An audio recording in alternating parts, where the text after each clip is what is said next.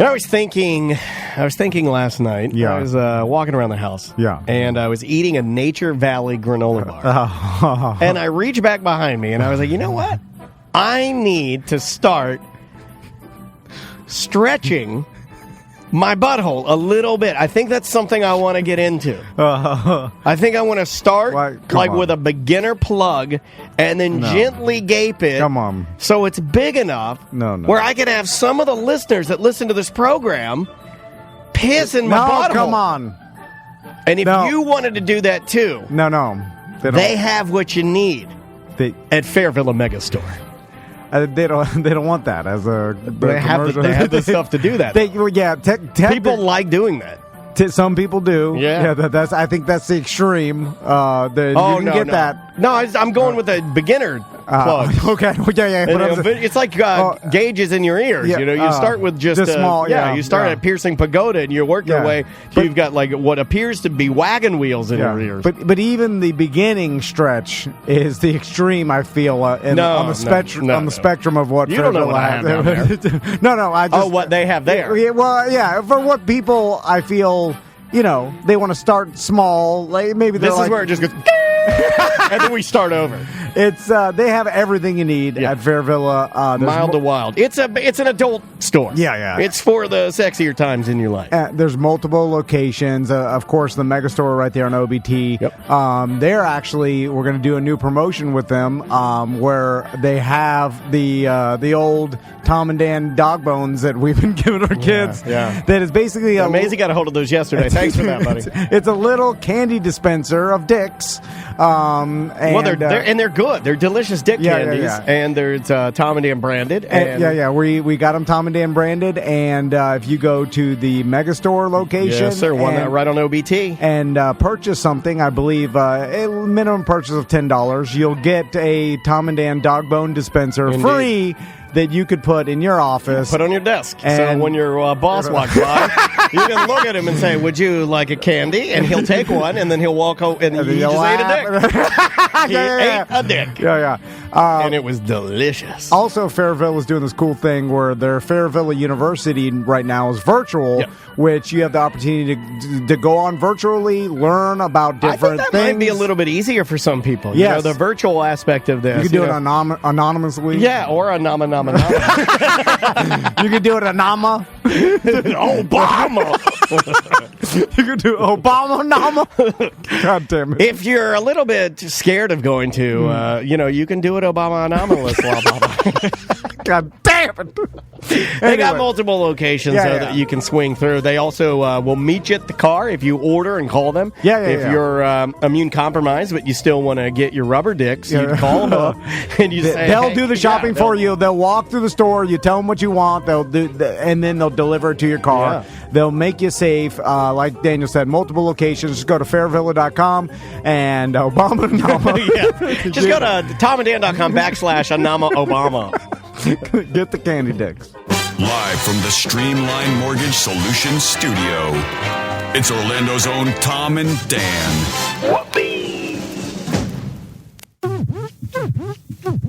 Hello. This is your mediocre time with Tom and Dan program.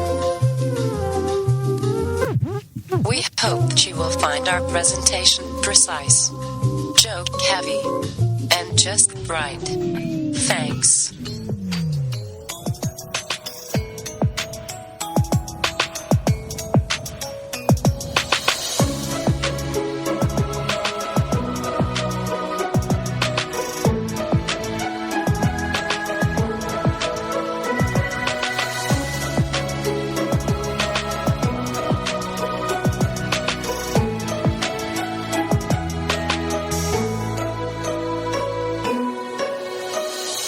Show number 588. Oh my God! What? He's got a gun! That's how I want to start the show from now on. Welcome to, show number 588 of A Mediocre Time with Tom and Dan. I'm Dan. I'm Tom.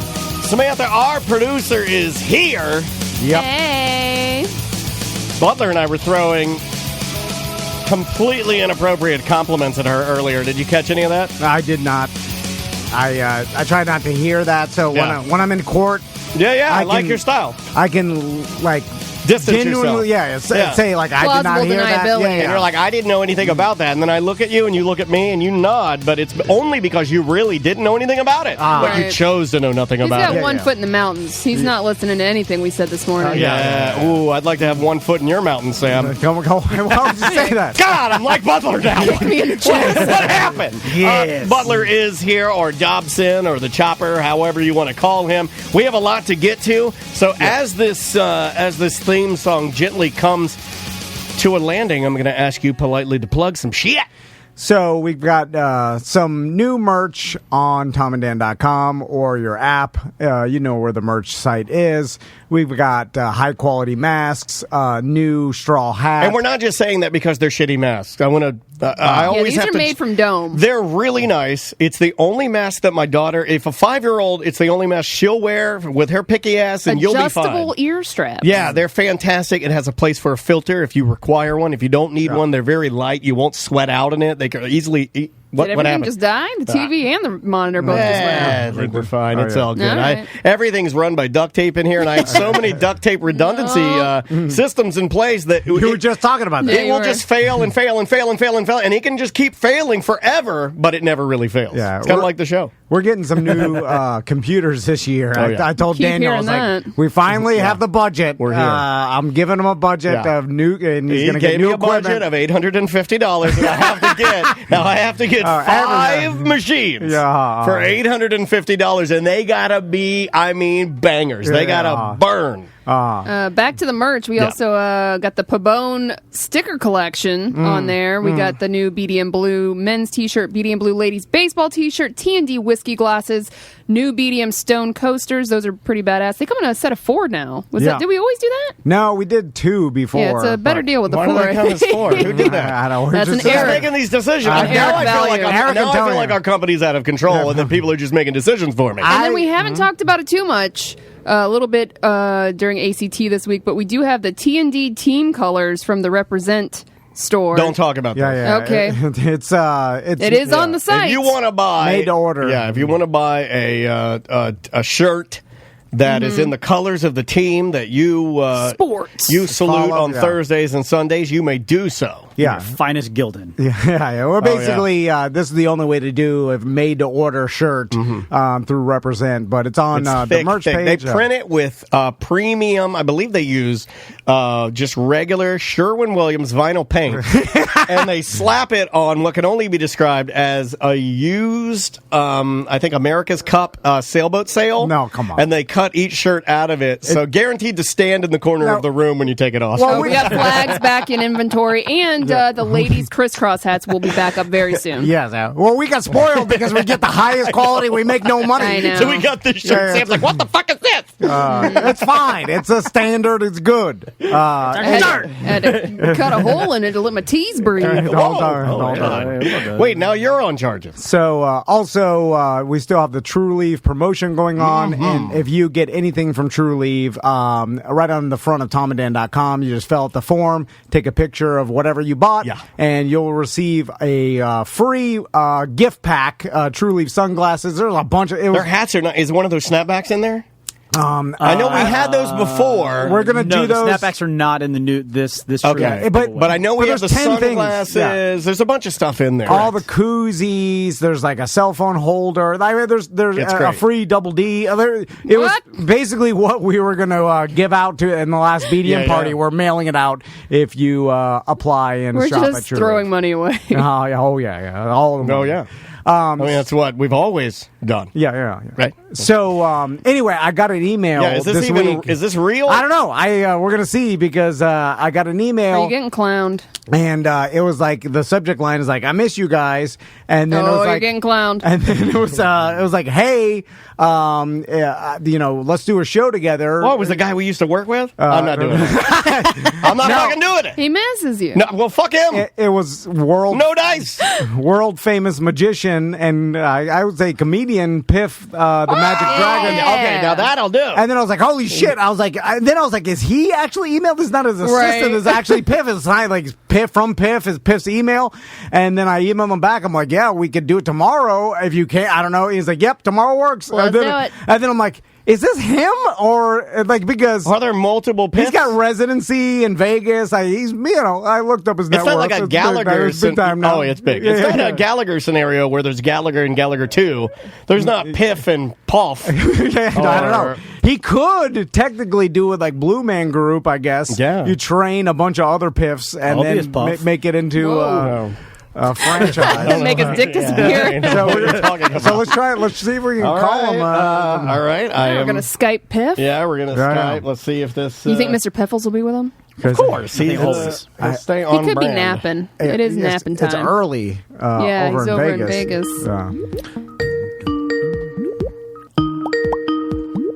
I hope it's just Mr. Piffles on the other side of this camera. I could have warned him. I didn't warn him. He clowned you.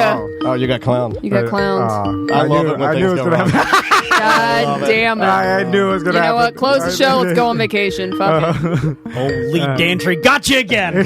Oh, what if Lee was on the other side of the camera? Oh, my God. Hello.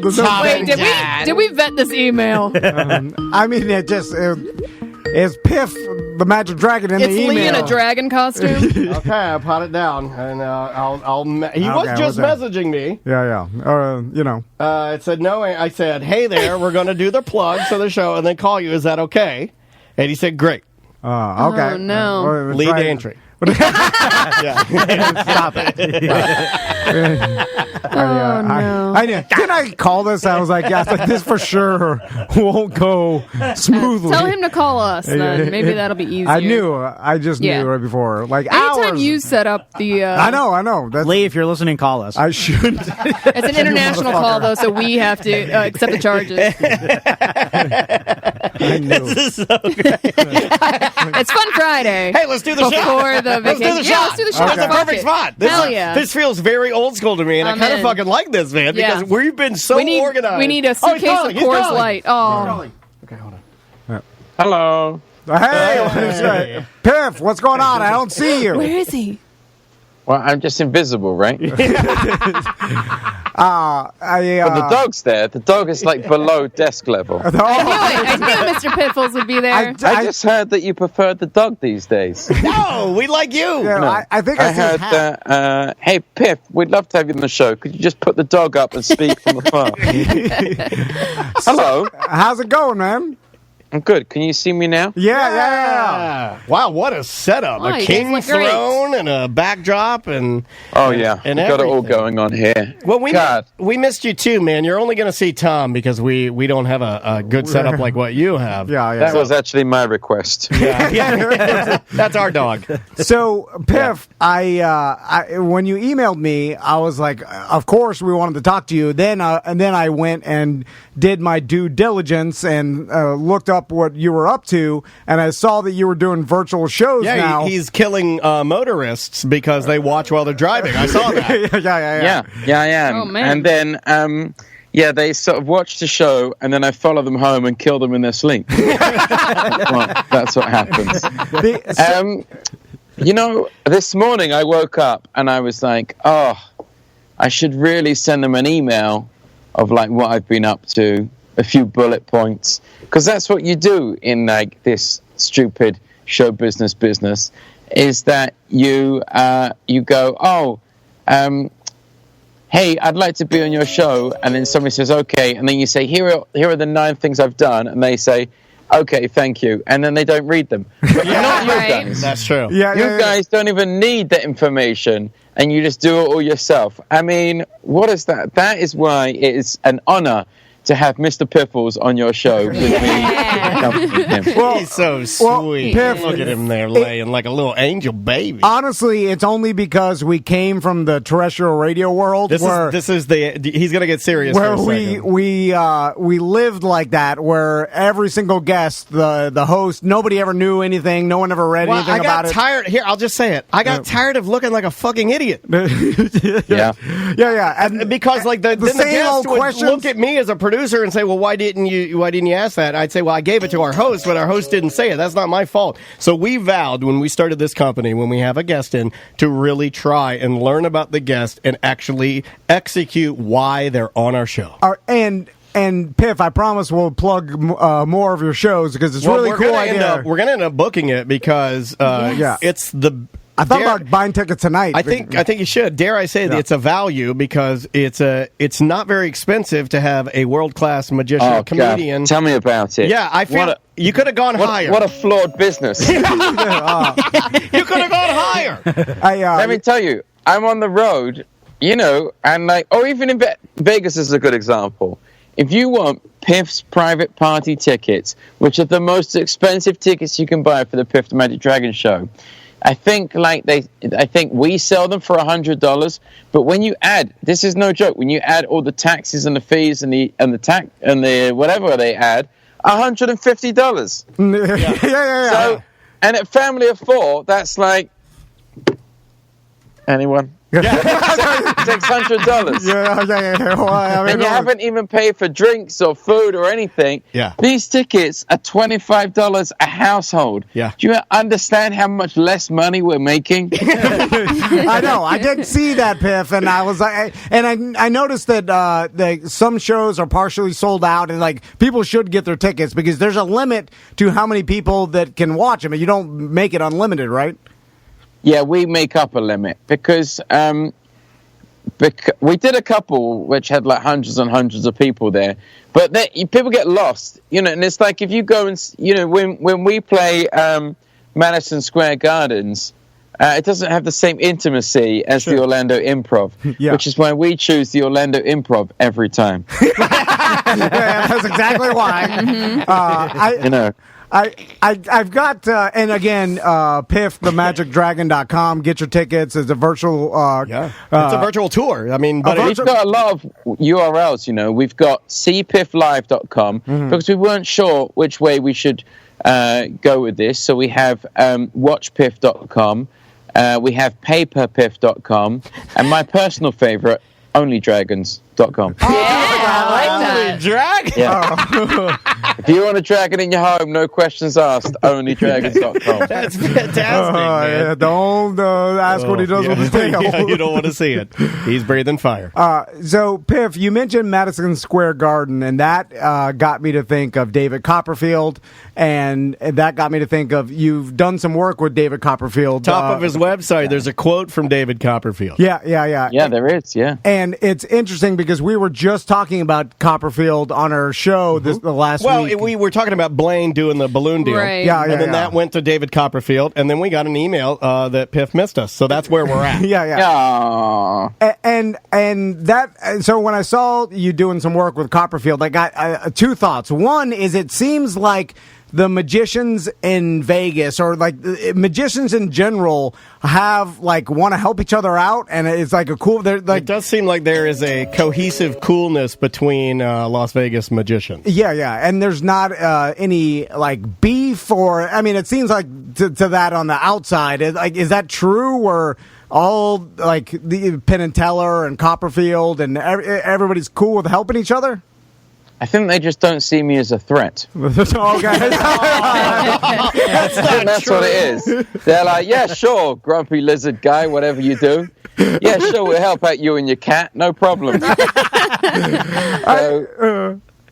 But no, actually, years ago, as in a year ago, we shot a special, which we're just finishing off.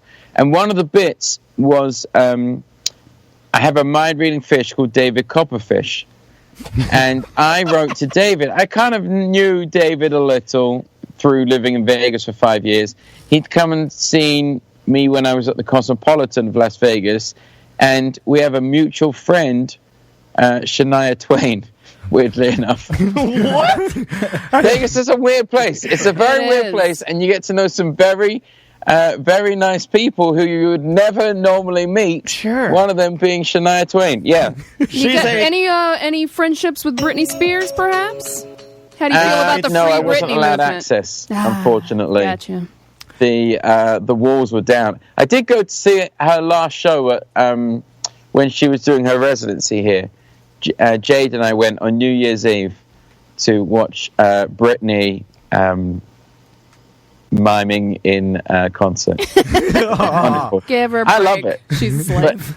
I love anyone who is completely disinterested in in sort of performing, yet still performs. Because there's no real reason to, apart from a contractual obligation and money, and all of that breeds interesting results. So she's sort of like walking around like, this is bullshit. This is like, I could be having a mince pie right now. I could be at home having a nice Christmas off, but I'm not. I'm here just like pointing around, look at now there's a snake on my shoulder, and meanwhile all you hear is like, toxic, I'm toxic. It's so great. So anyway, I don't know why I was talking about Britney Spears, but so I became sort of like vague acquaintances with David, and David is obviously the most successful, most brilliant magician of the last ever. He's like the only billionaire magician. He has an island. So, he's like incredibly successful. I've seen his show in Vegas like 12 times, I think. Like the first thing he does in the show is he makes a car appear in your face. Like in your face. Like not like, oh look, down there about 100 meters away, there's a car. No. This is like, I was on stage and there was no car, and then there was a car in my face. Yeah. Right? That's his opening. That's his opening. You have any idea how depressing that is for a tiny little conjuring reptile like I am? So, Piff, is it true that we heard, because when we were talking about David Copperfield and how he's amassed this $1 billion, and in our research, like some people were talking about how he can just afford more expensive illusions than anybody else could possibly even touch, and therefore he's got the most expensive act of any magician ever put together. Like the premises might be the same, but he has amassed the amount of wealth that you need in order to take tricks that are tried and true, and then sort of, I don't want to say reinvent because it's incorrect, but like put money, but put money into them to sort of like make them wow factor. More unique. More unique. Yeah. I think like what magic's like very expensive because you're always trying to do what can't be done, and you spend all your time on research and development. It's basically like you're like, hey, what about if we make this thing that you can talk into and it gets broadcast over the radio? And somebody goes, oh, that's a good idea. And then you have to make a microphone before you can do anything. Right. You have to actually make a microphone. It's a nightmare. And Copperfield certainly has the resources to keep sort of like bashing his head against the wall, which is essentially what magic is. Just continuing to try. So we became these acquaintances. And then I wrote to him and I said, hey, I shot this special and we do a bit called David Copperfish. Here it is. Would you consider doing the actual voiceover? Because there was another guy who did it. And he wrote me back. He was very nice. He wrote me back and he said, please understand this is not for me. I was like, okay, David. Yeah, no problem. But he said, I would like to give you a quote that you can use anywhere for anything at all times. And the quote was, Piff is the best, a true original, David Copperfield.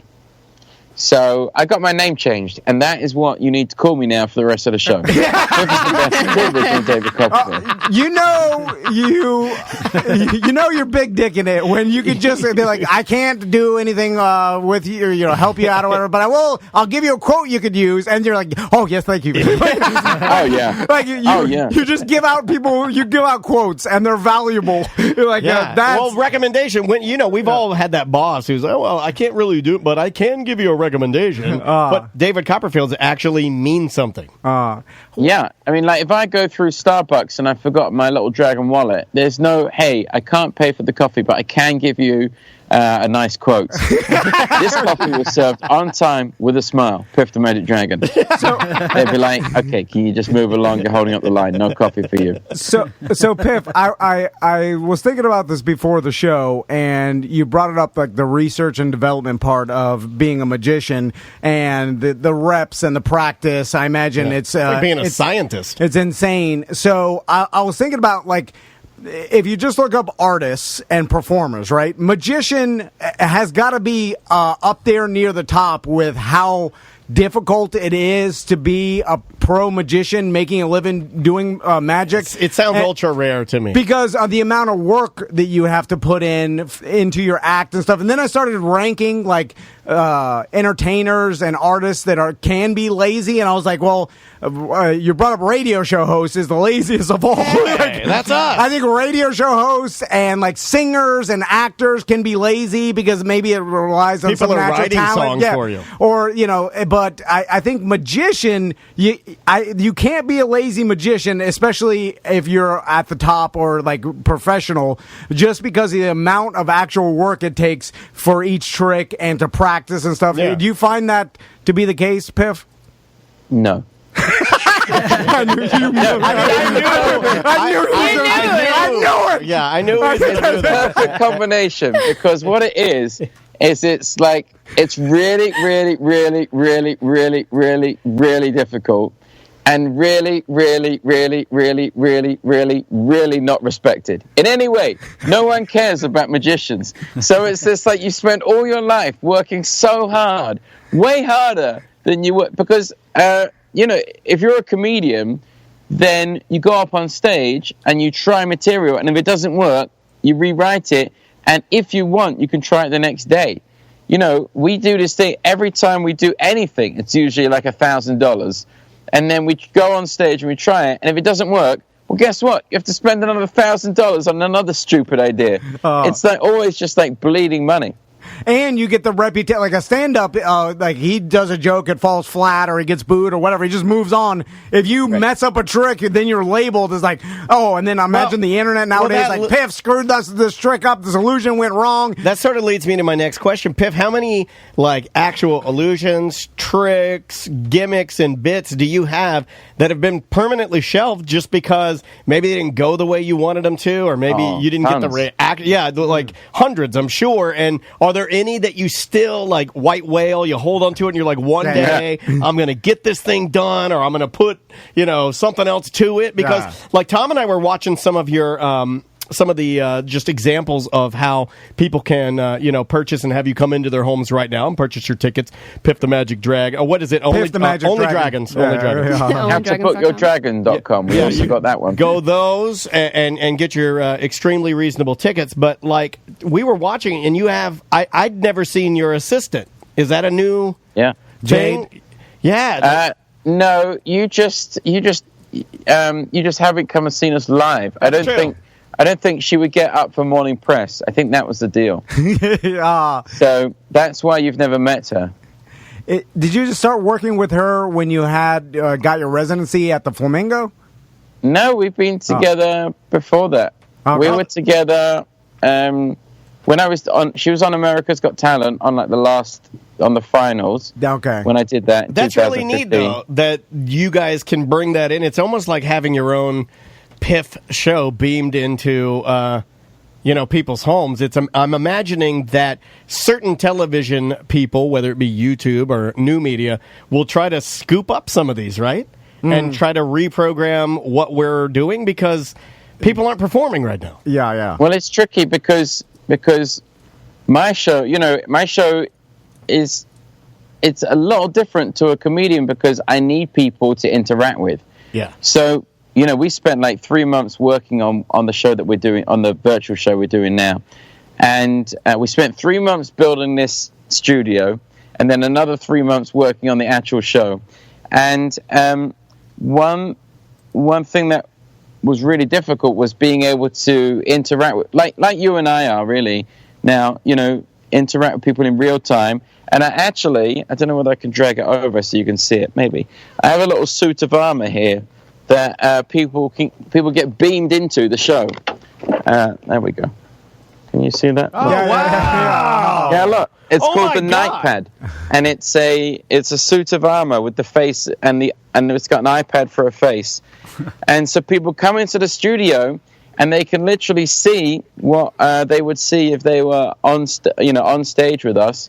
And we do magic tricks just like they would be in Las Vegas, and that's been a huge hit of the show. This is a crazy idea, but is it possible for us to work with you to maybe have our listeners buy out an entire night so we can. Oh, that's a good idea. Well, I'm thinking out loud here. Sorry, but I know I'm going to buy this. So Tom and I have already said we're going to do it. I'm obsessed with Magic. We're Magic fans here. Maybe the reason why Piff said I miss you is because those idiots in Florida that I know they like Magic. We do. Penn and Teller all come through here. We will Florida loves Magic. Oh, we'll because we're so stupid. We get Stony Baloney and watch Magic. But maybe we could get all of our listeners to buy up all the tickets so it is purely to our guys. That would be really fun, man. Let's negotiate this deal live on air. Yeah, Tom, that's your business department. We want a couple free tickets for us. I guess $50, and then we'll ready to go. So, Piff, I wanted to also ask you about doing private shows for celebrities and the ultra rich. Do you do a lot of that? Like, do you get a lot? Not anymore. No, but I used to. That was like how I made my income back in the day. In my 20s, I was a regular magician. I hadn't evolved into the higher levels of being a dragon. I was just a grumpy English guy who would go to parties and be asked to leave because I was too miserable. That's what would happen. I would just go to these parties and people would be like, "Oh my God, we booked the EO of Magic. Please just get rid of this guy." That's actually not a bad name. Yeah. So I did all these parties. I did like Ian McKellen's 70th birthday or Sir Ian McKellen's 70th birthday. Yeah, you got to say that. I would do all these like fancy like dinners and charity events, and all these celebrities would be there. But they've all like seen a little too much. Do you not? I don't know how many celebrities you've dealt with now, but I feel like they're a little bit like rabbit in the headlights. They're sort of just like, "Oh, hello, who are you? I don't know. You'll be gone soon. Who cares?" Well, that's a reality. Yeah. They live a bizarro life. That's very accurate, man. Like, as much as that was funny to hear you say, there was a lot of truth rooted in that. Yeah. I mean, like, we do a meet and greet after the show, and I definitely, I try and like say hello to everyone and listen to what they're saying and sort of be a little present. But it is tricky, and people do, they do come up to me a couple of years later and they say, "Hey, we came to see your show and so. Do you remember us?" And I always just say no. I say, "I'm really sorry, but I meet a lot of people." What? Well, you're just being honest. I mean, it's easier to do. Yeah, well, I don't want to lie and get caught out. Right. Well, you're looking at Tom right now. That guy that you're looking at right now has no ability to do that. So if a listener comes up to you and says, "Hey, man, I'm that guy," and you're like, I know," and then you get caught all the time. Well, who does that? What kind of insane person goes up to a celebrity? It's a mean thing to do. It is. And then says, "Hey, remember me?" I'm like, they don't. Why would you even expect them to? It's kind of mean. And what kind of narcissist? Oh my God, these people just like you. What? Why are you so upset with people for just liking you? Dare they say that? Hold on, I thought Piff used to be grumpy like I'm getting grumpy. No. The pandemic has made Piff he's a happy boy now. It's really changed me. I've had some time to spend with myself. I've reevaluated a few life decisions I've made, and I've now got a commune, and in Las Vegas, we all live together. There are 18,000 of us all following the Dragon Way. Isn't that Scientology? Don't Scientologists believe in some sort of giant lizard reptile thing? Yeah. I could definitely lead that religion. Yeah, Xenu. You throw them in the volcanoes. Piff, speaking of that, do you have a core of like super engaged fans that like follow you, go to are like multiple Zoom shows, and like or maybe have like a fan group of Piff heads or something, scale heads? Because it seems like everybody now, like even like obviously we have it with BDMs and like all these other like media, small media, and different, like everybody's got their super engaged fan base. Yeah. You have that, Piff? We do. We definitely have people who relentlessly comment on everything we do and are very supportive. But I'm terrible at keeping up. I mean, I'm really bad at keeping up with them, and nobody else does. So also, we don't have any stuff anymore, because we don't have a business. Our whole business was selling tickets to physical shows. So nobody works for me anymore. It's like me, Jade, that's it, and a dog. So it's like a family Jade business. doesn't really know how to use the internet. No, she knows how to like watch TV shows on the internet. That's really her sweet spot. Right. So if you want to get a message to me, go to NBC, pitch it, turn it into a 12-episode series, and Jade will watch it and pass it along. That's all you need. Piff, a couple last questions for you, then I'll let you go because I know it's early. Okay, so we were watching the David Blaine balloon special, and we watched it, and Piff, I got to be real with you because I'm afraid he's not going to be honest with you. You hated it. No, now I've grown to respect it. In fact, Piff, we had people comment on Twitter that said that Tom and I sounded like assholes talking about it. No. Why? I was just saying that I believe that there are a lot of people in the world, skydivers, professionals, that could do the same bit. Like they could probably do this. And then I was like, "Is this magic?" And then I was like, "Oh!" And then I've softened. I'm like, "Oh, it's the art. It's the I got to appreciate it for the art of it, and I can't just start breaking it apart or whatever." But is what Blaine? Is he doing a magic trick per se? Is it just turned into stunts? Like, it's like how do you categorize strength? I don't know. I don't know. It's a different thing. It's that Houdini thing of like I'm gonna create a huge spectacle, so that people will be like, oh my God, David Blaine did this crazy thing, and then they'll buy tickets to my show. Okay, yeah. Because Blaine's got a show. Does he have a regular? I don't know. show? Yeah, he was doing a live show for a bit, which apparently was really good. But traveling one, yeah. It's funny because Tom, I had to stop him from replying to you when you emailed. I miss you. Tom was going to reply, I miss David Blaine. No, my God. I'm just curious. It's like I'm in my mind. It's the tight knit magician community. They all know each other. They all know what each other are doing. But with anything, there's got to be some competition there too, right? I mean, I'm sure that. Piff wants to be the richest. I'm not getting in a balloon, okay? Let's just say that I'm not going up. The other day I went on a roller coaster, and that was bad enough. Yeah, do dragons traditionally fly, or are you a land dragon? They do. I'm a ground dragon. Yeah, gotcha. Yeah. And Piff, have you ever hurt yourself doing an illusion of any sort? That's I know. question. Yeah, I set myself on fire the other day. Oh, no. How did that happen? Well, so we've done two things.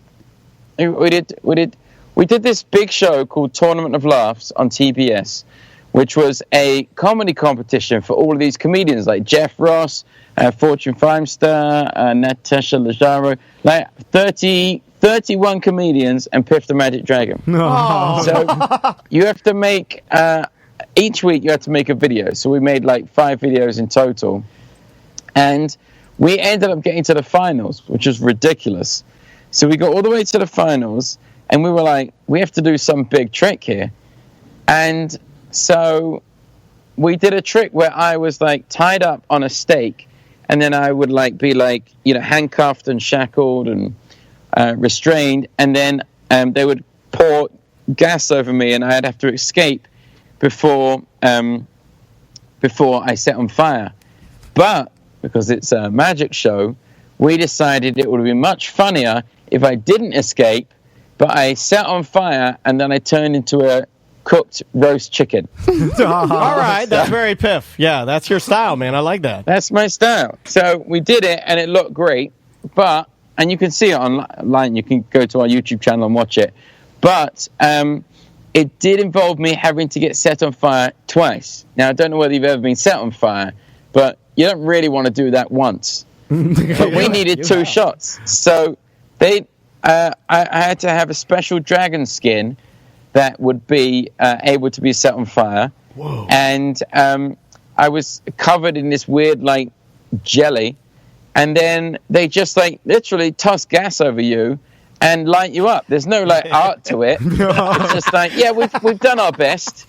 Good luck, buddy. There's no art to it. And it's always some real man stunt man that's been in the industry for 30 years, and he's explaining to you he's like typically smoking as he explains it too. Yeah. It's off-putting. It's off-putting.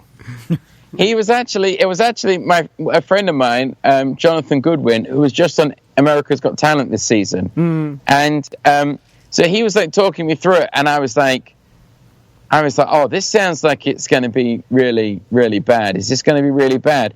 And usually those guys say, no, we're professionals, it'll be fine. He was like, no, it's horrible. It's really horrible. You'll be on fire, and it's hot, and it's not nice. Yeah. And I was like, oh. So I did it once, and literally, like, they set fire, and it, like, the flames, like, go from your legs all the way up your body, and they were, like, over my face. I was just like, I could just feel, like, flames, like, on my face. It was really horrible. So we did it, and then they put me out, and then we needed, like, the second angle of it. So they had to do it again, and I was like, oh, God. And it was, like, 3 a.m, and I was like, the stuff they put on you is, like, freezing cold, so I was, like, shivering, and then they just set me on fire again, and then I had to jump into a water tank, and I was just like, never. When you do a trick, I go, how did it look? And they go, okay, we need to reshoot it. This one, I was just like, please, God, do not let them need to reshoot that. And they didn't, and it turned out great, and we won the whole competition. Yeah, we beat I saw everyone. that. Yeah, I was going to bring that up. Yeah. Because even in the, because I'm subscribed to your mailing list, and I urge all of our listeners to do that as well. And I got an email saying, and it's so funny because you will laugh, even if he's promoting something, whatever you're reading, you'll get a lot of jokes. Because I was laughing because leading up to you guys winning, and again, congratulations, it was very funny how even the ads would say how, we can't believe this is happening. We have no reason to be here. We should not be winning. Like, it was like there's jokes all in there, and then he wins. But I like the fact that you're always a little bit like that, and maybe that's the key to having a lot of success. Is just not take it that seriously and just do your best and set yourself on fire. Yeah. I think like we want to be. This is such a like smoke and mirrors industry, like show business is, and magic is even worse. And in magic, everyone's always like, "Oh, I'm the best. Everything's the best, everything's that," and I just want to be like, no, there's a pandemic, guys. Right. Everything's gone wrong. Yeah. It's not the best. It is not the best. This is not the best. Yeah. The fact that it's the worst. Yeah, that's that's why we like you, Piff, because you're real. And real. again, piffthemagicdragon.com. Get your tickets to the virtual show. It's really cool. We got to set one up. Yeah, right? let's set one up. So we'll work on that. But man, thank you so much for the time. We know it's super early there, and we miss you too. And when you do get back on the road, we can't wait to have you back in here. Well, thanks for having me, guys. See you later. Yeah. Thank you. Take care, man. See you, Give man. the family, we said, some love to all the dragons. Jesus. Grumpy dragon. He's a grumpy. I like the grumpy. I do too. He's so I love real. Piff I so love much. that motherfucker. Isn't he great? He's so real. I've always loved But here's the thing about it. If he says he misses you, he does miss you because he ain't going to say something he doesn't think. Like that's really him. I knew, like, when I go grumpy, cool dude. Piff is just going to pivot and go opposite. Just to fuck with me. I knew it. He likes to fuck with people. Yeah. God, I love that guy. He's the best dragon. So we have to do that. Do we want to do our shot now? Yeah. And then we'll end the first segment. Thanks to Piff. For and being, Mr. Piffles. I'm sorry I doubted you. I thought that maybe you couldn't. It did go right. Hey, did you notice he brought his readers in today to make sure it said Piff? Did he? Oh. Did you say, go get him? I didn't see him. Butler, go get him real quick. Will you wear them during the toast? For the shot. Come on. For the shot. Grandpa shot. It's I was going to make him really mad because this is where. Were you mad because people were donating? This is where the okay, let's talk about that. So people are donating. I didn't know. I was telling people to keep doing it. People are donating money to the show, and then Pop over here is getting mad. He's like, turn the goddamn sound off. And I'm like, it's not me, dude. He's looking at me. He's like, I want people to turn that off. I want people to donate, but give us money now. Tom's okay with it now. Turn the sound back on now. Pop over here is like, well, what the fuck, Daniel? I'm like, I'm not doing it. Can Piff hear that on his end? Yes. Okay. Yeah. And that's why Tom is getting mad. You're embarrassing me in front of my dragon friend. Piff's used to getting donations. He's fine. He's got a Twitch channel. He knows. He's got good production, and you don't put the volume on, so you ding ding. He had a great set, right? You're gonna hear shit. That's phenomenal. Yeah. Oh, great! We got $18. He works in a casino. He's used to it. I'm just saying. You just said you're an asshole. People are donating money and you're shitting all over. Why does it say donated all of the end when we're done talking.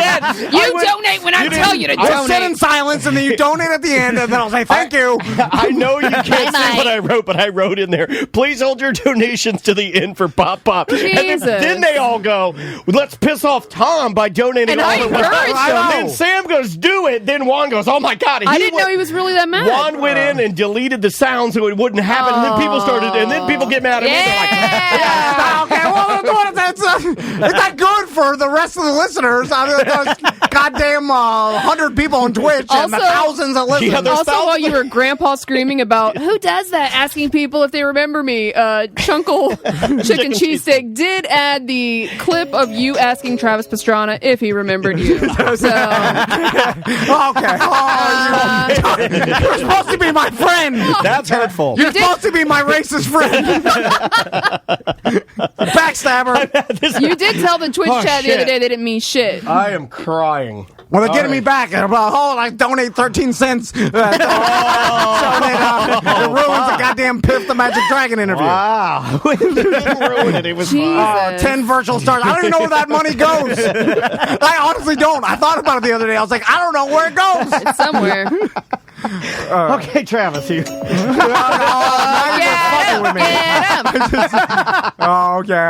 So, all right. 100 stars. I don't know what that shit is. All right, Butler. Here we go. All right, cheers to 1 Foot in the Mountain. The vacay starts tomorrow. Gonna get doubly high tonight, then drink away my sorrows. Rock and roll 90210. Wow. Cheers. All right. Oh, yeah. There it is. What's that? That's good. Bibb and Tucker. It's good shit. All right. So, All right. Okay, all right. Donate Friday. I'll yell at you, but I can't read your name. Hey, you have to put them on. I'm only going to put them on to yell at. Scramps. That's Frog and Molly. Fruck You! Fruck You! Oh, no, that's racist. You can't say that. Oh, the fuck are you? He put on the classics to it. Hey, hold on, let me see him. Tom goes. He just old man Fruck You. Tom puts his glass on. He goes, fuck are you? Fuck are you in the fuck are you in your ass? I was going to yell the person's name, but I still couldn't read it. It was like It's Frog and Molly. Oh, Frog and Molly. I thought it was Frog Nutty. Fuck are you in your ass? You're not allowed to do that. He's doing Mickey Rourke from Breakfast at Tiffany's, where he's doing a horrible Asian impression. No, I Have you ever seen that? Mr. Rourke. He's all right, don't do that. That was a better time. Oh, my God. All right. Here we go. We're going to take our first break because if we don't, then we'll miss news. Holy shit. Dude, you're killing me today. All right. New music from... This band's called Only Sibling. The name of the song is Screen Door. We'll be back with more. A Mediocre Time with Tom and Dan. 1-844-TOMNDAN or show at tomandan.com if you'd like to leave us an email.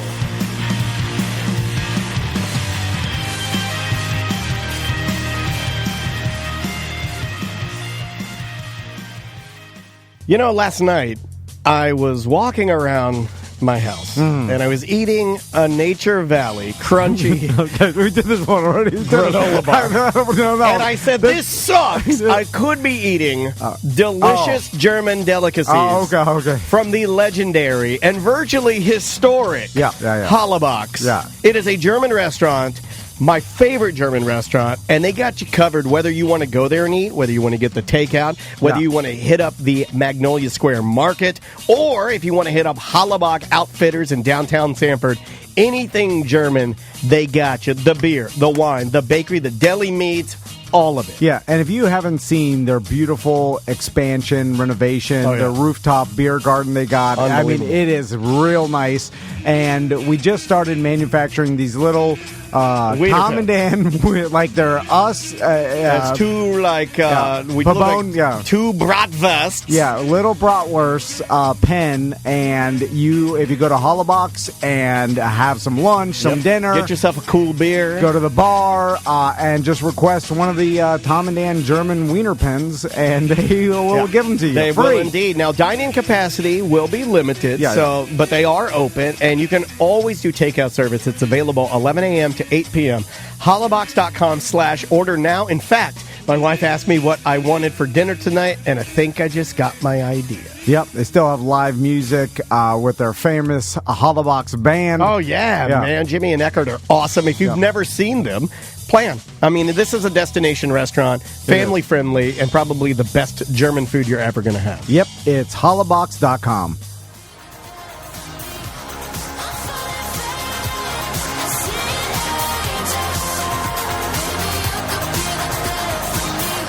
Welcome back to A Mediocre Time with Tom and Dan. I am Dan. I'm Tom. Samantha and Butler are here. Let's jump into it. Let's not waste any time. Let's do it.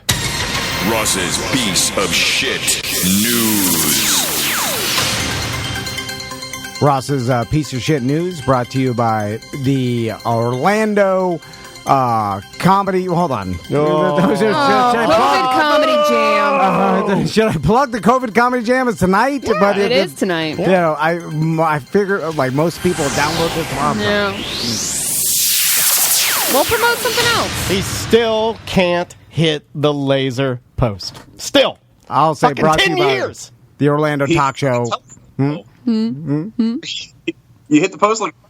No. You're breaking up in your attic. Why, damn. Samantha's clowning everybody today. Sam has been relentlessly beating us today, man. Look, I thought it was Fun Friday. We're 1 foot in the ocean over here. God damn. So you can check out the Orlando Talk Show with Ross McCoy. Yeah, join his Facebook group. What do you have on this week, Sarah? Oh, yeah. So, former intern of Private Worker, stories out of him. And one with Steve Cantwell just got nominated for a Nobel Prize for podcasting. There you go. That is a good episode. I listened to that one. Oh, I left my drink. So, Ross, how have you been, man? Good. All right, very much like Piff. Get to the nose. And I will plug the Orlando COVID Comedy Jam. It's going on tonight. It's not Orlando. It's just COVID Comedy Jam. Man, you really couldn't have fucked that up anywhere. Well, Michael Rappaport. First you called it the Orlando. Then you said, Ross, how you doing? Sponsored by Mo DeWitt. It is sponsored by Mo DeWitt. Okay, so it's Orlando-sponsored COVID Comedy Jam. I think it's just COVID comedy. Yeah, that's the jam right there. Well, the only person not in Orlando is the old Rappaport, right? No. Oh, my God. Larry Fulford we had on this week. He's in Chicago. Well, he's from Orlando. Carmen Morales, That's true, L.A. yeah. Okay, well, she's from Orlando, too. Sorry, Ross. Ian Aber out of Atlanta. We got Will Blaylock up there in Jacksonville. No, well, Will, he's from Orlando. And again, it all stems from Orlando. Okay. If you could pick Will Blaylock out of a lineup of comedians, I would be impressed, much less asserting you know where he's from, sir. Hold on. I know Will Blaylock. If I see him. What nationality is Will Blaylock? See the traps I set here, Ross? Where's he from? I'm still good at this, Ross. I don't know where he's from, but I know. Describe him. Describe him to the audience. He's a comedian. Wow. Yeah. And he prefers nighttime work. He's not one of those morning comedians. He's a vampire, apparently. He's not one of those breakfast guys. Clubs. He's not in the breakfast gang. You know, Will. Tom and Dan event he was at. I call him. Has he ever? Oh, cool, Lockie. Has he ever performed at one of our events? Yeah, of course he has. Will Blaylock. Wow. Okay. Mark that. Mark that for an air check. We're sending that one to who did we send that to? Pfizer. Send it to old Blaylock. All right. First story, I guess. Yeah. I never say that. That's normally you yell it. And I just wanted to also mention, I believe the stand-up debut of Jana Banana. All right. Nice. So yeah, it's good. Just go to justcallmo.com. Mm-hmm. Indeed. So last time I was with you guys, we talked about Biggie's crown. It's sold. Do you guys want to guess, or you just want to be told how much? Oh, man, I'd like to guess. Yeah, I like a good guess game. I think I said, I'll just go along with what I said last time. I think I said that it was going to be extremely expensive. So I'm going to go... Real quick, they expected $300,000. Yeah. That's what they wanted to pull in. Yeah, and I think I said $1 million, so I'll just sit on $1 million. That's fine. I'm going to go low. Yeah. Go ahead, Tom. Okay, yeah, you guys are probably right. I'm going to go $80,000 just because people are scared, I think, to spend. Even rich people, they're like, well, I don't know what's going to happen. Let me not blow my money on... some plastic crown. Hold on to this doesn't money. mean anything to anybody except for me. And I'm going $80,000. I'm going to go $55,000. Butler? I'm going to go in the middle, $150. I believe Butler might be the closest in terms of numbers. It went for almost $600,000. Oh, wow. Wow. Whoa. So double what they wanted. Yeah, or what they expected. Yeah, and I respect the fact that it's without going over, Ross. We've always been that way. God damn. I might be bad at math. I'm just reviewing it in my head. Like, so you might be closer at $1 million, honestly. I'm not sure. Yeah, but it is without going over, traditional Price is Right rules. So this photographer just got $600,000, basically for. I told you he'd get more. Some prop that what is it? The 90s he took that photo. But I told you it would go. I mean, I honestly believe that's undervalued. I really still truly believe that. $600,000, dude. I still think it's worth at least $1 million. You're talking about one of the most iconic musical pieces, props of all time. It would be that image is everywhere. The leather jacket. That now this is greater, what I'm about to give you an example of, but it's the same vein. The red leather jacket that Michael Jackson wore in the Thriller video, right? Yeah. That's worth more than $1 million, right? For sure. That's one of the most iconic. Kurt Cobain's woolly jacket he wore for the Unplugged. That went for like $250,000 or something. Yeah, the Michael Jackson thing has kind of been tainted, so I feel like that's going to go for less. No way. King of Pop. It'll go for more. What do you think, Ross? People are like, oh, the pedophile. Yeah. Allegedly. They also had some letters from Tupac. They only went for like $76,000. And they were pretty cool. They were like love letters from Tupac. He signed them a bunch of different ways. He said a bunch of different cool stuff in them. See, I feel like that should go for more. Yeah, absolutely. That's personal. That's art. Yeah, but not as iconic. See, the crown. This is personal writings. The reason the crown sticks out to me, I'm trying to think of it. Okay, here's one. Iron Maiden. They have their guy that's their mascot, Eddie, right? There's got to be an original Eddie bust or an Eddie mask. Yeah. If you had the original Iron Maiden Eddie mask, because it's so iconic, that's what I'm kind of equating it to. I'm trying to think of other bands, like Red Hot Chili Peppers, that weird asterisk that they use. If you had the original piece of iconography that they use for that. Those socks they wore on stage. That's disgusting. But all the dick socks. I would actually hang those in my house. That would be a good one to have. If you had all, is it 4 or 5? You could have 4 dick socks. All 4 dick socks in some sort of shadow box. Shadow box. It's a big gauntlet, and then you can control time and space.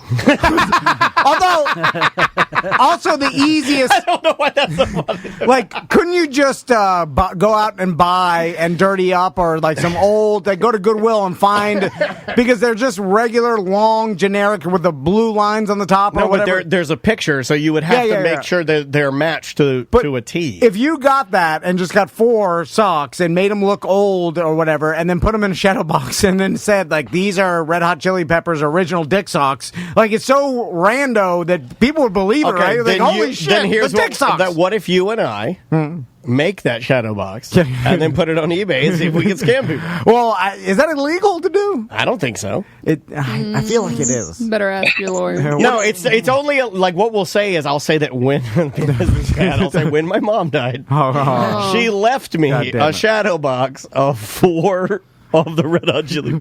You know what? Never mind. It's a bad idea. And even I'm. Does it come with a certificate of authenticity? It does. Can you imagine going to jail and having to tell your cellmate that your crime was forging the Red Hot Chili Peppers dick socks? You'll go to white-collar prison, though. It's fine. Oh, yeah, you're right. But that is a cool crime to be in jail for. Next story, Ross.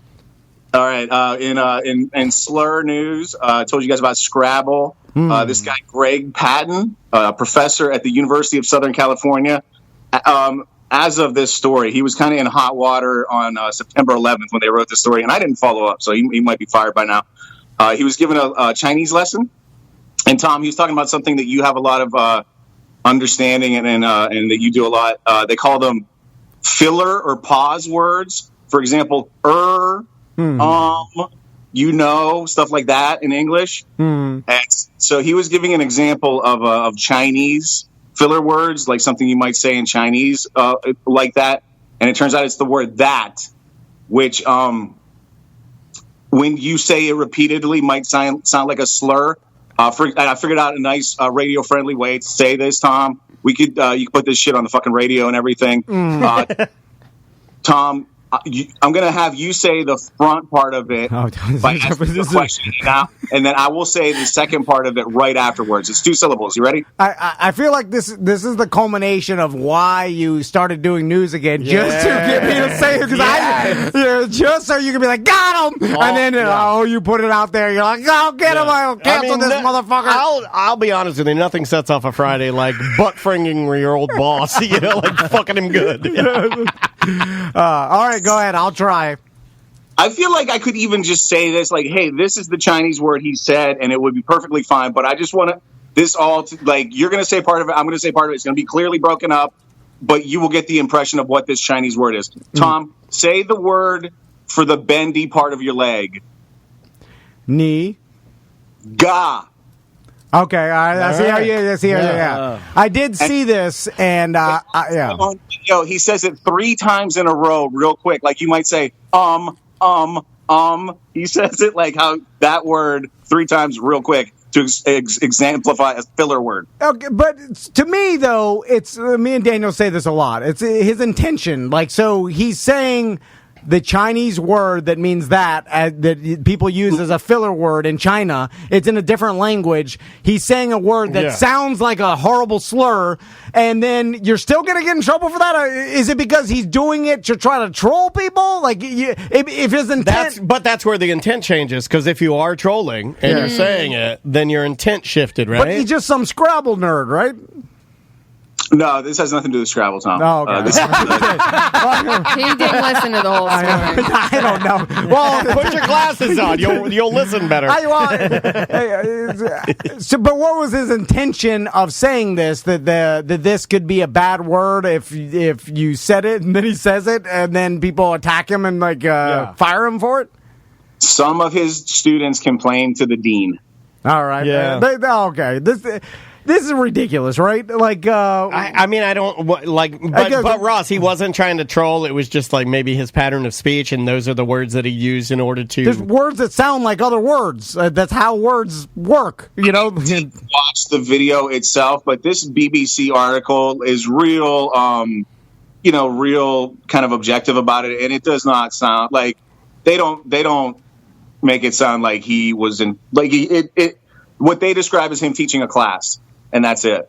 Yeah. I wonder if this is a story. So it is a story. It's legitimate, And he did get fired, and right? he did get fired. But I'm wondering if just after the fact, maybe they'll, talk it out and figure out what's going on here. Because a lot of times you knee jerk and you do things right to try and rectify the situation. Because there's 2 things here, right? So like you could go Howard there's knee. Well, and there's ga. So Howard, you can go if you go the Howard Stern route, and you're fucking with the system, because like this is Howard Stern was famous for. So you're trying to agitate. So he'd do a game show where he got what's the fucking Jackie the Joke Man. And he's like, whoa. He's like, how would you describe a male chicken? He's like, cock. And he's like, what? A big male chicken? He's like, big cock. And he's like, It still makes me laugh too, Rob. But you all right? So got a big cock in his mouth. Oh man, you're killing it today. So killing it, Chan. Where's your sound effects machine?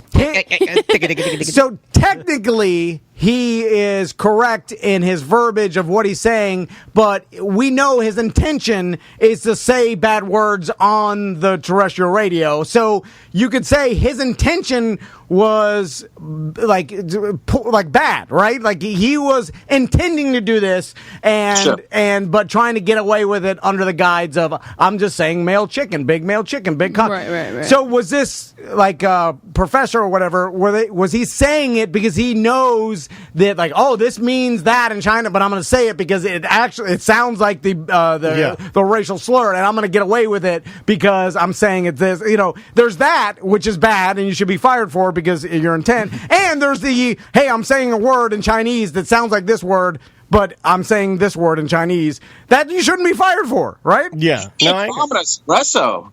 The what? Yeah, he's fired up. he just had a big cup of cum of some young guy. I think he doubled down on his Adderall today. I remember those posters. Everybody had that. I'm like, and even as a kid, I remember seeing the posters. I'm like, you shouldn't have that. That's terrible. That's not good. You should have that on your wall. What is it? Cum of some young guy. It was cream of some young guy. Cream of some young guy. No, sorry. I'm like, remember on the Chinese poster they used to just say like "young boy's dick." Like, that's how stupid I am, Ross. That's how dumb I am. All right. I'm sorry, Ross. It's been a rough week. There was an update to a past. I don't know if you guys remember when Trump took that picture in front of the church with the Bible and everything. It's my favorite. Yeah. He had to clear out that the park to make the little walk over there, if you remember. There's a report that came out this week that the military police requested from the National Guard an active denial system, a.k.a. a heat ray weapon. Yeah, I saw this. This thing shoots focused microwaves and on the one side it's described as it makes you uncomfortable and hot, and other people describe it as like electricity frying your body.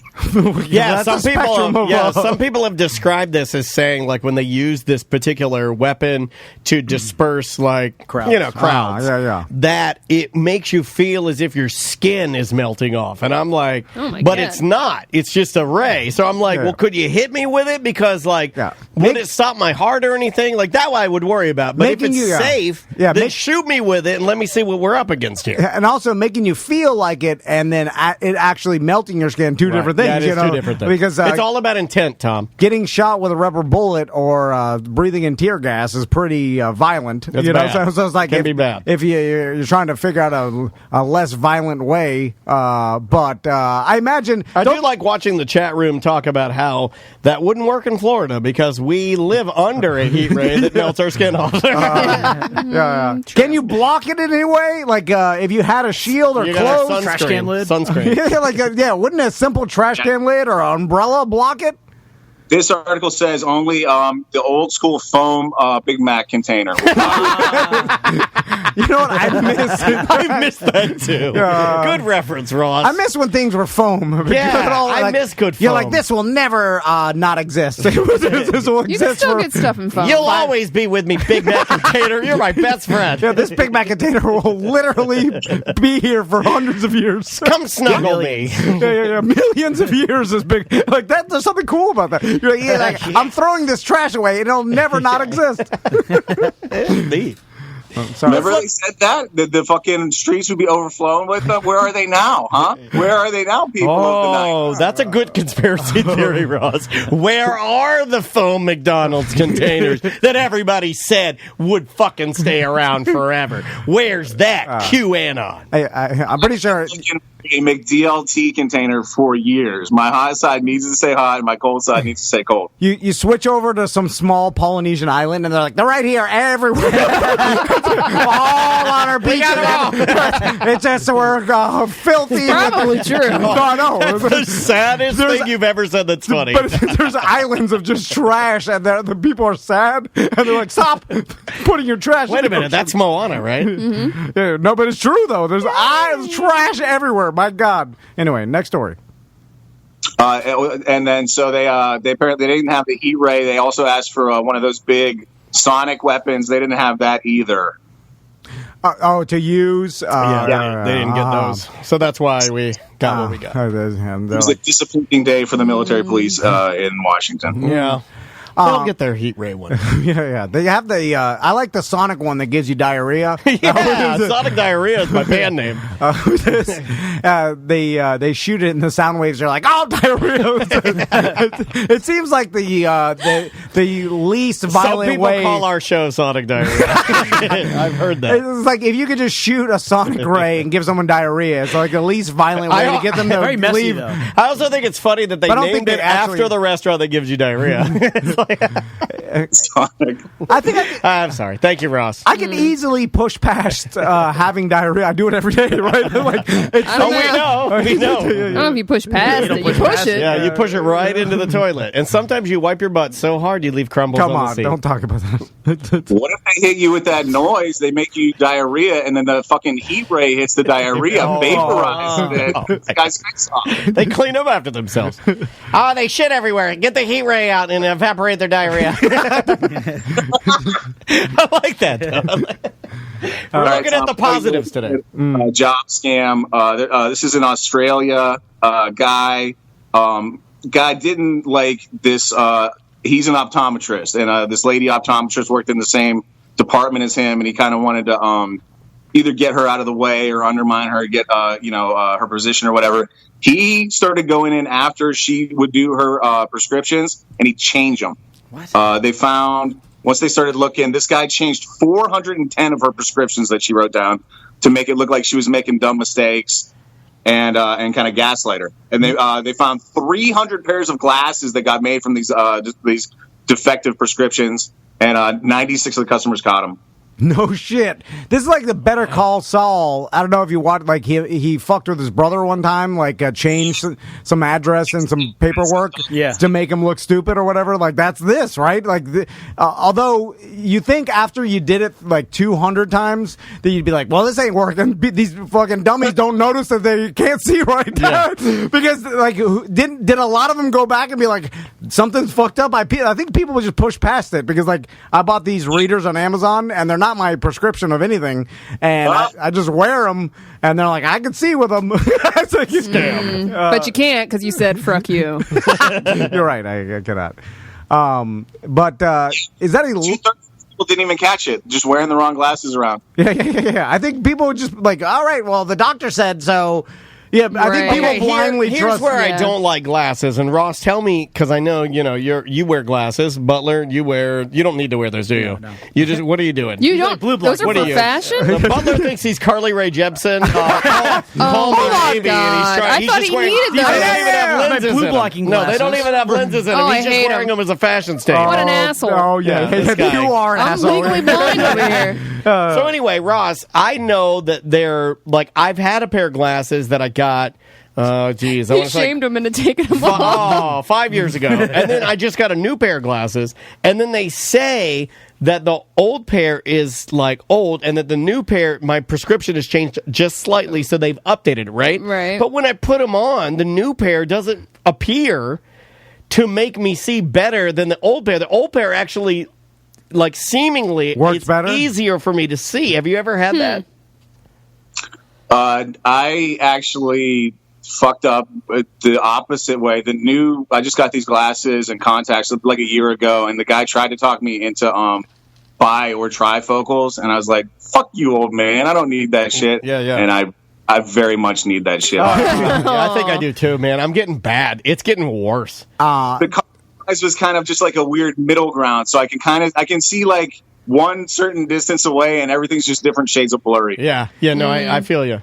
I feel like an optometrist, it's like nobody understands what they are actually doing. Like okay, say you go to a podiatrist, right? Your feet, you got athlete's foot or whatever. I'm not going to go to the podiatrist for athlete's feet. I know, or something's wrong with your feet. Be hideous athlete's feet. So your feet burn something. There's like some rash on it, and then they look at it. They're like, all right, use this cream or take these pills or whatever. Right. And then you're like, okay, I got this thing on my foot. It hurts. I'm going to take these pills or rub the cream on it. It fixes it. That's it. Like, I understand the process, but the The eye doctor, you go and look into the goddamn giant metal robot's butthole, and then you read the things, and he's changing the lenses, and then he's like, "You're at 1 or 2, you're 2 or 3." Yeah, and then they're like, "Your prescription is this," and like I feel like you'd have no way of knowing if this is correct But or are you wrong guys or like right. me? Because they do that, and without sounding like a hacky stand-up bit, but they do the 1 and 2 thing, and they go 1 or 2, and I honestly don't know which one's better. Am I supposed to say, "I'm sorry"? You don't tell a difference? I can't tell the difference. You are supposed to tell him that if that's the truth. So what does he do? Then he's like, all right, and he reaches in his pocket, and here's 4. Like, right, what? yeah, they do. Oh, they do? They'll pull out other ones, I've yeah. never done that. You're supposed to pick the one that you think they want. No, you're not. That's what I do. I just try to win the test. That's why back when we went on a go-to show, they said that Tom had perfect eyesight. That's not true. Because he was just trying to win the test. Yeah. Everything's a competition. I'm gonna say 1 or 2. I got the best eyes. I'm like, I think they want 2. Let me tell you. I heard the inflection in 2. They want 2. They're pushing towards 2. Is it I'm gonna give them 1 what they want. or is it 2? Oh, they like 2. I'm going to give them 2. All right, Ross, you got any more stories? Yeah, I got plenty. We can chalk one up for the Stone Age. This guy, Riele Franciscato, he got killed in Brazil by an arrow from an indigenous tribe. This guy, right in the chest. Actually, sort of a peace broker, and they shot him with a fucking arrow. Died from it. Yeah, he went out there to kind of help him out because there's been some unrest, I guess, from these indigenous tribes. Yeah. And he went out there to be like, "Hey guys, come right in the chest." Oh, yeah. It's a Sikh. He's like, "Hey guys, I'll just go." Oh! And he's like barfing blood. God. Oh man, There's gotta be bad. Big old thick arrow too. It's never. I hope it made that noise like. It's never funny when a human being dies, obviously, and this is super tragic. But if you're trying to last week, you were laughing your ass off last week, motherfucker. No, I wasn't. There is something. It's dark comedy, but there's something comical about the fact that this guy was trying to help them, and then all they knew was violence. They knew that the people were maybe bad. They didn't want his help. And then he's like, you know how many times my wife tries to help me and I want to sink an arrow into her chest? He's like, God. I got blankets. Yeah, she's like, "Do you need a drink?" I'm like, he's like, excuse me, the bulldozers are coming. They killed you. He was trying to warn you that the bulldozers were coming. They're coming. They're for sure. Now they're coming like even. Ferngully. And now they're going to use the fact that they killed the guy that was trying to help you. Martyr. To bulldoze you good. Because now they're going to be like, these people are violent. They'll kill anybody. Yeah. And the bulldozers, they'll be mounted machine guns and they'll mow you down crazy. Ooh, bulldozer with a mounted machine gun sounds awesome. Your arrows will do nothing against modern technology. Oh, that's an Avatar. Yeah, I know. It's like a modern day Avatar, right? Like these are indigenous people that live in the Amazon rainforest. Can you imagine how big a Navi's pussy would be to a human? My Yeah, because Lord. they're like 10 feet tall. My God, an Amazon woman. I'd love to climb that big blue goddess. It wouldn't be good for her though, right? Because it's too small. No, they do with their Stick your whole tails. They body do with in their there. tails anyway. I don't even know if there's That's an opening true, there. yeah. Do I they don't think pee there at it? is. Do they pee at other tails? I don't know. Yeah, no, they have Get your tail out of your James mouth. Cameron. Yeah. Let's get James Cameron on the phone. No, they have to have some place to give birth, and so they have the thing. Maybe it comes out of the tail. No, it hurt. The whole front half of the new movie is all about their pussies and how they work. I'm in. Spoiler alert. Jesus, Ross. What the fuck, man? But Avatar does not hold up. No, it does I watched. not. Me and Mouse are watching recently. It does not. It was good in 09 or whatever. And who's the guy? Not good at everything. The main guy's Babarici. What is that guy's name? Cavarici? Z Cavarici? The guy that plays the bad guy. Z Cavarici. Oh, the Scarface? Rabisi Cavarici with the guy. The General. Stephen Lang? No. General Scarface. No, not General. that's Z his name. Cavarici. Skinny legs.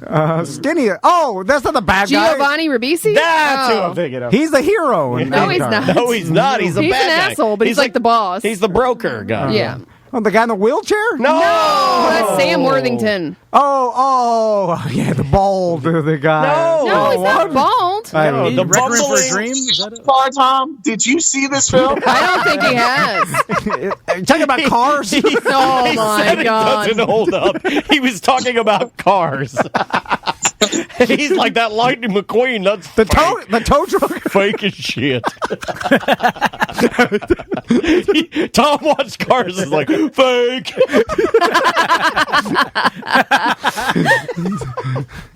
All right, next story. Do they give birth to their own cars? What if they have? They don't have baby cars. Oh, okay, I don't think they have. I don't think they have reproductive There's baby parts. Yeah, they there's like a Cars universe. So Hudson, what's the guy's name? Hudson. I don't think they do. But they obviously intermingle car brands because like Lightning McQueen definitely banged the Porsche car. Oh, but then what do they make? You mean a Ford put his fucking tailpipe? Yeah, no, in the tailpipe. I'm just saying, like what? It's for babies. Yeah, but Stop trying to analyze this. Who's got the bigger dick, Woody or Buzz? Call in now. Have your say to the USA and Canada. One for Woody, two for Buzz.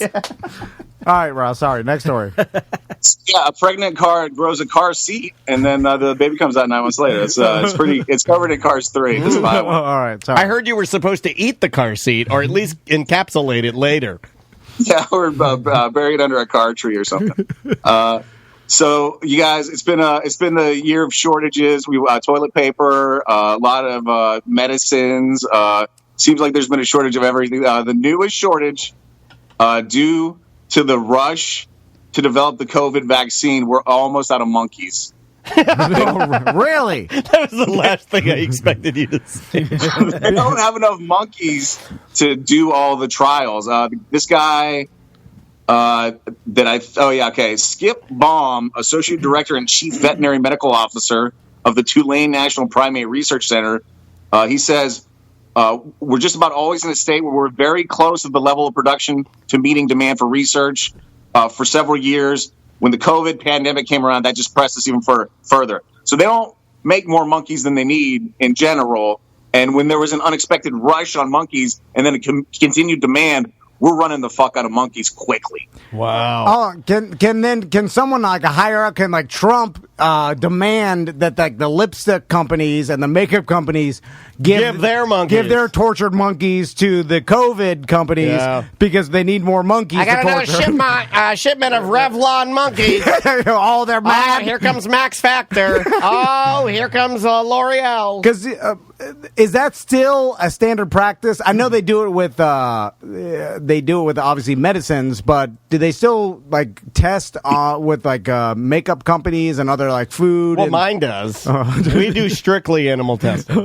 I just went and got some hand soap at Costco, like a big box of hand soap, and it says real prominent on the box on the outside, not tested on animals. And my first thought was, I'm an animal. What if it's bad for me? I seriously think that way too. I'm like, things should be tested on animals because guess what? Newsflash, we're animals. Also, just get some unbeloved animals like bats, Silver Spring. Yeah, you could put some lipstick on a bat. Yeah. Like still a bat. Like, bats. I feel like no one would get mad over bats. Monkeys are too close. Bats to are us. hard though. You can get diseases from bats. You got to think like the cutest and most asshole animal is a koala bear, right? Koalas look cute, but won't they fucking claw you and bite you crazy? Yeah. Not a lot of them anymore, though. Yeah. Well, that's good. Let's use something there's not a lot of. Don't use something there's an abundance of. No, but people get mad if you torture a koala bear. I'm not going to torture. I'm putting lipstick and rouge on. Is that torture? I just got it ready to go out for the night. It has an allergic reaction. To my it's wife. not going to have an allergic. Everybody think what? I put some rouge on the fucking koala bear and all of a sudden it starts vomiting blood? That doesn't happen. It just looks cute. Well, I mean, if they mix the rouge wrong, they're like, oh, this one had glass in it. His cheeks are blood crazy. Put him in the trash can. He's still moving? I don't know. Put a brick on him. They like these rhesus monkeys, though, Tom, is the point, because they share about 93% of genes with humans, so they're real close. Aren't there enough volunteers or people that are poverty-stricken or whatever? To test it on actual humans? Yeah, like people that are like, hey, could be bad for you, but you'll get paid a lot. What was that movie? It was like a Jim Carrey movie, wasn't it? Where they tested makeup and lotions and their faces all swelled up. Yeah. Dick and Jane or something like that. Dick and Jane. I know you can like ask to be involved into I'm in the COVID trials and stuff. I'm in the COVID one. I'm supposedly. Are you going to do it? Yeah. Like after vacation, I'm supposed to go get my test Really? serum or whatever. But you don't know if it's actually the placebo or the real one, and then that's that to me. I think I'll be able to tell. Yeah, I'm pretty confident. I'm very in tune with my body. I feel like I'll know as soon. I mean, like minutes after injection, I'll be like, I don't have it. I'm good now. I'm Superman. I'm ready to go. No mask. Cough on me, bro. I dare you. I'm good. It does say, actually, in this article, Dan, that when they started running out of monkeys, the next closest animal they could get were radio hosts. Yeah. That's true. A radio stunt boy will do anything. They should use hosts. More like monkeys. Yeah, but they don't like to do anything. No, they don't. They're too lazy to even walk to the facility. So it's hard to get a needle through a hockey jersey. That was Yeah. Oh man, we had these all saved up. But they have no sleeves, so that's true. They're already ready. Shoot for the arms, boys. They're exposed. They're literally ready for vaccines at all times. One last story. This is a quick one for you guys. There's an iconic piece of packaging that's about to go away because it is a quote recycling nightmare. Any guesses? I'm trying to think about something. Imagine not getting this product out of this container. It's I've had this since I was a kid, and it's been the same fucking container for years. The same design. Nothing about it has changed in any way. Coffee can, Maxwell House coffee can. Oh, dude, no, but I was guess. just looking at some like old pictures of my grandma, and grandma definitely stored everything she fucking owned in coffee cans. Yeah. We did too. My stepdad had a coffee can, all his change and guitar picks. And my dad, you know what my dad did? My dad nailed like coffee cans on the wall and then cut the top off so it was like a shelf for like a hose. Oh wow! You could use them for everything. Yeah. Poor. You couldn't resist yourself, could you? My God. He thought about it, took a beat, and then said it anyway. He's like, what a second? Think about it. You like this guy. I was saying, when you start using coffee cans and you nail them to your wall, Yeah. you're not rich. I don't know what it is. Anybody know? Anybody got a guess for Ross? I don't think I know what it is. I don't know. All right, the Pringles can is going to go away. No! Close enough, right? Dude, It's a Just a weird skinnier mix version. of plastic and paper and metal. It's like impossible to fucking recycle. It's down there in Fiji with the goddamn Big Macs. Oh, yeah. I guess you're right. Because I mean, Pringles can is just a longer, skinnier coffee can, right? but how do because it's not, it's cardboard. Yeah, it's cardboard. So is a coffee can. No, that's metal. Yeah, coffee can, like you're talking metal. Yeah. Not the Folgers. ones I get. Well, I'm sure they make them in I was going to say it. But, You said it before you could. so Pringles, the company, did kind of fuck with the whole industry. We're like, we're going to make this out of cardboard, put metal on the But what are bottom, they gonna plastic do? on the top. No, Juan just said Pringles are gross. They are not, sir. How dare you? Veggie chips are better. They're okay. Some of the So veggie. is Veggie Chips going to change their packaging too? No, they're fucking veggie chips are. They're pretty as conservative as they come. I don't know if you've looked at the can lately. Thick plastic. Yeah, oh, man. I don't know, Ross. What are they going to do? A cheddar Pringle is all untouchable. That's a good chip. I agree. And Maisie loves them, but she also eats them like a Bulgarian. She licks every ounce of cheddar off of them until they're like a wavy, soggy chip, and then she smushes the wet potato paste into her mouth. It's horrible. That's good. Because even, like, not to steal a Mitch Hedberg joke, but tennis balls, have they changed the packaging of tennis balls now? Like, to be more... Some are in like a bag, yeah. Okay. I've seen that. But what are they going to do?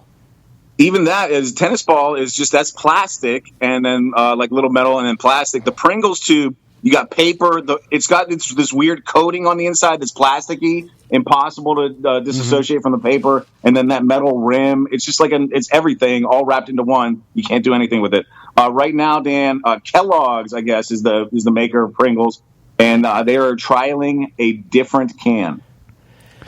They should make the can edible. They should make it. Yeah. They should right. make the can or make it so I can wet it and it just disappears. Yeah. I need more wettable cans. Starting with you, Sam. The wettable, edible can? You know what? I'm leaving for the day. That's twice. Yeah. It's too far. I feel like, they're going to try to retain what they call the distinctive pop when you pop a tube of Pringles. I don't know that there's much of a pop. Not anymore, no. And does anybody care about that? Like, really? No. It's like, oh, look it. If I open a can and it doesn't pop, it decreases my satisfaction by about 22%. Okay, Yeah. What do you like? Oh, there's a roach in here. like something happened. No, honestly, the other day my daughter was picking her nose and then stuck her entire hand in the can, and I go, "Oh God, those are yours." That's disgusting. I go, "Well, those are," and I wrote her name on it with a Sharpie. I go, "Maisie's Boogers pizza flavored," because she likes the pizza ones and the cheddar ones that Ross mentioned earlier. Yeah, as our kids get older, it's harder for me to eat their boogers and doo-doo because they're not as cute. Yeah. When they were babies, I would gladly eat their boogers and doo-doo, but now I'm like, I can't do it. You're too old. Their now. doo-doos are big. Like Maisie takes like big old fucking Ralphie May shits, like huge asses. Dan, I found a shit in the toilet the other day. I was concerned a man had broken into our house. Maisie well, you have little men there now. Maisie took one and didn't flush. And then I said, "You didn't flush. What are you doing?" She goes, "My show's on." Like that. And I'm like, "You're Tom's kid." She's watching some fucking show. She likes that cake show. Like the celebrity. Yeah, like some sort of like a baking. The Great British Baking No, show? but it's the American one. But anyway, hey, great job today, buddy. All right, thanks, guys. Anything to plug? Let's plug the COVID Comedy Jam. Starring Michael who, Tom? No, Michael? Yeah, Michael. He wasn't listening to you. There's Michael Jackson. There's rapping port. Yeah. And then check that out. Just Call Mo tonight. I'm going to get fucking hammered on my own couch and grill some burgers and shit and watch that. And comedy's back at the Bull and Bush, you guys. We got open mic on Wednesday nights. We're doing shit sandwiches back first and third Saturdays. Limited seating. You got to wear a mask unless you're seated at a table. All that good shit. And I got something fun coming up. Paul at the West End called me up and asked me to book like a legit real comedy show at his newly renovated performance space. Nice. Dan, you remember like when you walk into West End, the bar's to the left, to the right there, he's got that stage and that little area in there. Yeah, we did a live podcast there. It's nice. Yeah. It's really nice, man. You're gonna love that if you're doing that. Yep, and they got. He put like the mandated minimum amount of seating in there. It's all spaced out. Nice tables. They got food service during the show. And it's going to be me and Marcus Crespo and James Yon putting on a show. Oh, that's awesome. I think it's October 23rd at the West End. You can get tickets. Yeah, tickets put that on my page. I'll link the shit out of that. That's awesome, dude. Yeah, that'll be really good. And Timmy Dub, our good friend, has done a lot of artwork, and they've renovated. It's smoke-free now, I believe. West End is smoke-free. Yeah, so like it's just going to be all around a better experience. So yeah, that will sell out easily. That will be really fun. Where do you get tickets again, Ross? Drink at westend.com, Paul's website. Drink at West End. There you go. Check out Ross's podcast, Tots with Ross. He and Mickey are pulling out tots all the time. Like and subscribe. Brother, it's always good to talk to you, man. Have a wonderful weekend, okay? Thanks, guys. All right, man. See you, Ross. See ya. Oh, I forgot to talk to you about the casserole he made me. Shit was good. It was good. I wrote him a thank you. Yeah. Ross seems like a guy that can make a mean casserole. It was really What does that mean? Casserole king. Yeah, he knows how to make a casserole. You know, I can point out everybody on the street like a casserole, no casserole. Casserole. Here, I'll tell you. Casserole, no casserole. Butler, no casserole. Yeah, I ain't gonna ask Seth Petrozelli to make me a fucking casserole. No, healthy casserole. He don't know how to make a casserole. Oh, yuck. Like Ross, Juan. Basically, all the fat guys I know. Wow. That's really what it took. That's my only judging point. Let's take a break. How about what say you, buddy? All right, let's do it. You down for one? I got a pee-pee. The name of the band is Coupons. The name of the song is Mall's Disco from their Up and Up album. We'll be back with more Mediocre Time with Tom and Dan after this. 1-844-TOMNDAN.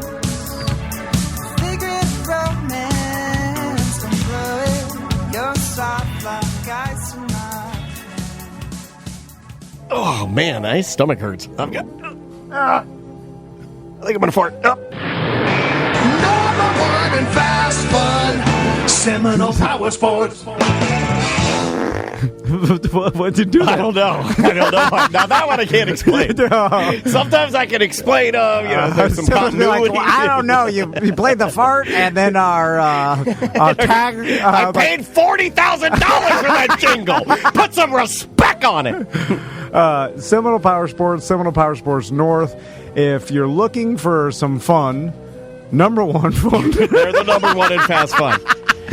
Yeah. And also... Somebody asked me the other day to call Seminole Power Sports the coolest store in Orlando. Yeah. And they are. Yeah. They absolutely are. Because they have things that you can drive. The side-by-sides, four-wheelers, jet skis, motorbikes, motorcycles, scooters, everything that I like. Everything that I like. If you go to their gigantic showroom and just walk around, you'll find something fun and maybe find a new hobby for you and your family. Mm-hmm. If, there's not much to do right now, and if you want to get away from large crowds, get out into the woods and drive a side-by-side. Go to Ocala National Forest. There's Brooksville. There's tons of places to ride. That's what you're doing on your vacation. Yeah. And there's tons of places to ride in Florida. We have a rider-friendly state with a lot of land. Well, you can do it every month. You're allowed to do it. It's not like it's snowing and you can't get out there. You pick up a four-wheeler. They've got tons of watercraft. I mean, it's basically watercraft season all year long. They got all of your Yeti gear. So if you want coolers, if you want the cups, the little mugs, any of the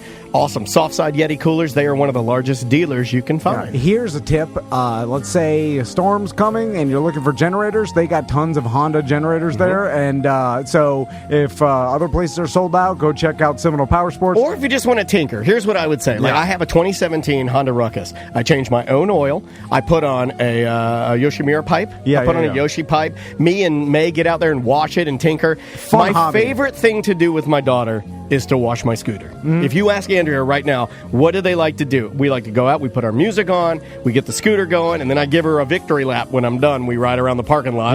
Look, don't give me shit for it, but that's what we do. It's fun. It's awesome. Seminole Power Sports right there in Sanford. They also got Seminole Power Sports North. Suzuki. That's in Eustis. They got Suzuki brand, but they also got all the fun toys. But check them out. They got awesome pre-owned vehicles all the time on for sale and stuff like that. Hey, a BDM bought my old Vespa from there. No, really? Yeah, you got a hell of a deal on it. Still rides it, and I still talk to it. It's Seminole Power Sports and Seminole Power Sports North.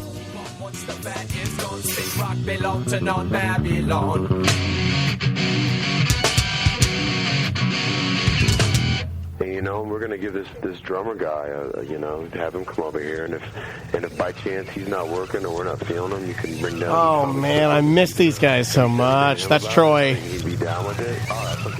That was the Nature Kids from New Smyrna Beach playing Spit Rock, which basically the entire song is about how you had bands like this came out in the 90s. I couldn't give you an exact time. I want to say maybe 96. Yeah, mid-90s. Kids Under Construction was the album, but what's really cool about it is that the song was kind of addressing how there were a lot of rap rock bands out there, and they called it Spit Rock, and they were better at it because their MCs were better and their band was better. I mean, they had, I think his name is David Pastorius. Jaco Pastorius is the accomplished bass player's nephew. I'm trying to remember all this, so I may get bits and pieces wrong. You've got like amazing musicians, and Scotty Ho and Troy were amazing MCs, so they were better than a lot of the rap rock bands that you would hear on the radio, and they tried to keep it very, pure to that. Yeah. I still listen to that band now. This is like, what am I, 30 years later, I'm listening to this band CD, and I'm just like, it's still fucking great. Think about all the bands that have existed that could have flourished and been successful in this age, the internet age, you know what I'm saying? Yeah. But they didn't because, something... Yeah. Oh, sorry, Sam. I thought there was no avenue like the internet back in the day. Yeah. No, and they just, you had to go through obviously big labels, and that was the only way. That was your path to success, and all it took was the subjectivity of one of the people that gave you the green light or not to be like, no, we're gonna pass or whatever. Their A&R guys. Yeah, so many different little things that could have happened, and you never got your shot. Which, we know tons of talented musicians and bands out there that would have definitely hit it on the internet, but they couldn't. Sometimes I admire the fact. Sometimes I do admire the fact that maybe you got there and you stared it down, and you talked to the record label and the A&R guy. No. And you're doing your business, and you look at it and you're like, if I go this route, it will completely diffuse the entire amount of passion that I have for what I'm doing right now. Yeah. And I would love to do this, and I'd love to cash in, but what if it kills my love for something that really is keeping me alive in a weird way because I love it so much? But I often think that people miss out on opportunities because they project or try to predict what they think will happen if they make this choice, and then that prediction, they base everything off that prediction, but it's just a prediction. You don't know if that's going to happen. Like, right. I remember that's true. You and I do that sometimes. Like, we'll sit in here. Everybody, like, human psychology. We'll think about, and pros, cons. But it's better just to take the opportunity and see where it goes rather than turn it down because your prediction of what's going to happen may happen or not, and then it could happen. Yeah. But if it does, then pivot or whatever else. Like, I remember Crystal, she never wanted to become a manager at Foot Locker. Like, she worked there for like 13 years. I know it sounds ridiculous, but she used to tell me. I didn't choose managing Foot Locker. It chose me. They constantly wanted her to work away. Like, they're like, you've been here 13 years. That was her first job. She's completely overqualified for that fucking job. But sometimes in like especially retail jobs like that, it's more beneficial to the worker to not be salaried because they will work you to death. They'll kill you. Yeah. It's like a restaurant for manager. not enough money. You're right. It's true. Because they would try and do that to me at my old corporate jobs, and fuck that. Especially Crystal, because they'll lean on you hard. Yeah, they know she's a hard worker. And they hear, no, that's not even the thing. They know she's honest, dedicated. They know she cares. She cares. Even just a little bit. They'll find, what, Samantha? She fucking cares? About Take advantage of her. Wait a minute. No, they did that to me. They'll be like, Samantha cares about the reputation of Tom and Dan's show and her own show. Well, fuck, we got to squeeze every ounce of fucking care out of her. Yeah. So not only she hates this show, but she hates her own show. That's what you do. That's why I got to go on vacation. We all do, Jesus. But you know what I mean, because they did that to me at the radio station, man. They knew if they called me there, sorry, not to put it back on me, but you knew this. If something was going wrong with that show, they knew I cared enough about just my own reputation. Yeah. And they did that to your, I was going to say your daughter. I'm leaving. Bye. Well, she was afraid that if she took the manager position that she'd be a lifer, and she saw like her bosses and she's like, I don't want to be in this corporation for that long. But then I used to tell her, take the position leave, and then you can leave whenever you want. And like, what's the difference? She's like, no, I know if I take it then I'm going to be a lifer. No, that's the care part. Yeah. The care part can get I guess yourself, but I was telling her, just take whatever opportunity comes towards you. Don't predict what you think is going to happen, and then change it. Well, it can be dangerous. Take the money and run. It can be dangerous to care though too, in the fact that like with me, you care and they take advantage of you, and then you wake up one day, and this is just being honest, and I'm honest when I say this. You wake up one day and you're like, oh shit, I am financially dependent upon this job. And they have fucked the passion out of it. But I have so many bills now, and I do make a decent wage that I'm fucking trapped. Oh, yeah. And that's the scariest part to be in. That's the part that makes you go, well... I think that's the part that dissolves marriages. I think that's the part that makes dads and moms bad. I think that's the part that makes you drink too much or take drugs or be a bad person because you feel trapped in something and you are financially. But the feeling of making that trap your home is none better than that. As you hang up pictures, you're in the trap. You're like, this is my home now. There's comfortability to it for sure, yeah. But then it doesn't last. No, it's artificial. It's not real. Yeah. It's not real. Oh, man, we got... Let's do some dump them out. Oh, my God. Why did we do that?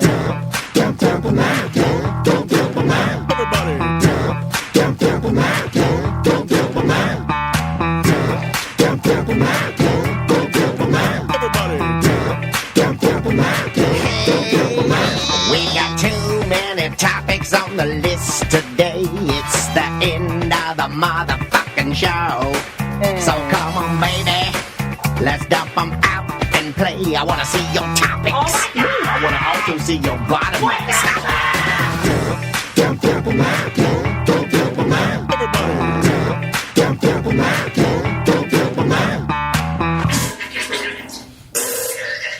Okay.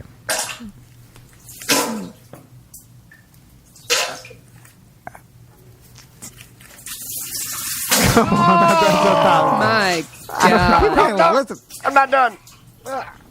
Was that after the Oh my God! the public summertime chicken sandwich? That was it last night. My God, this segment brought to you by the public summertime barbecue chicken Oh sandwich. my God! That me and Butler and Sam all ate, and we all had diarrhea. Oh, spray crazy! Hats off to you. Hats off to you. That sound effect sounded like a 30-second continual push. And how do you do that? It's raining.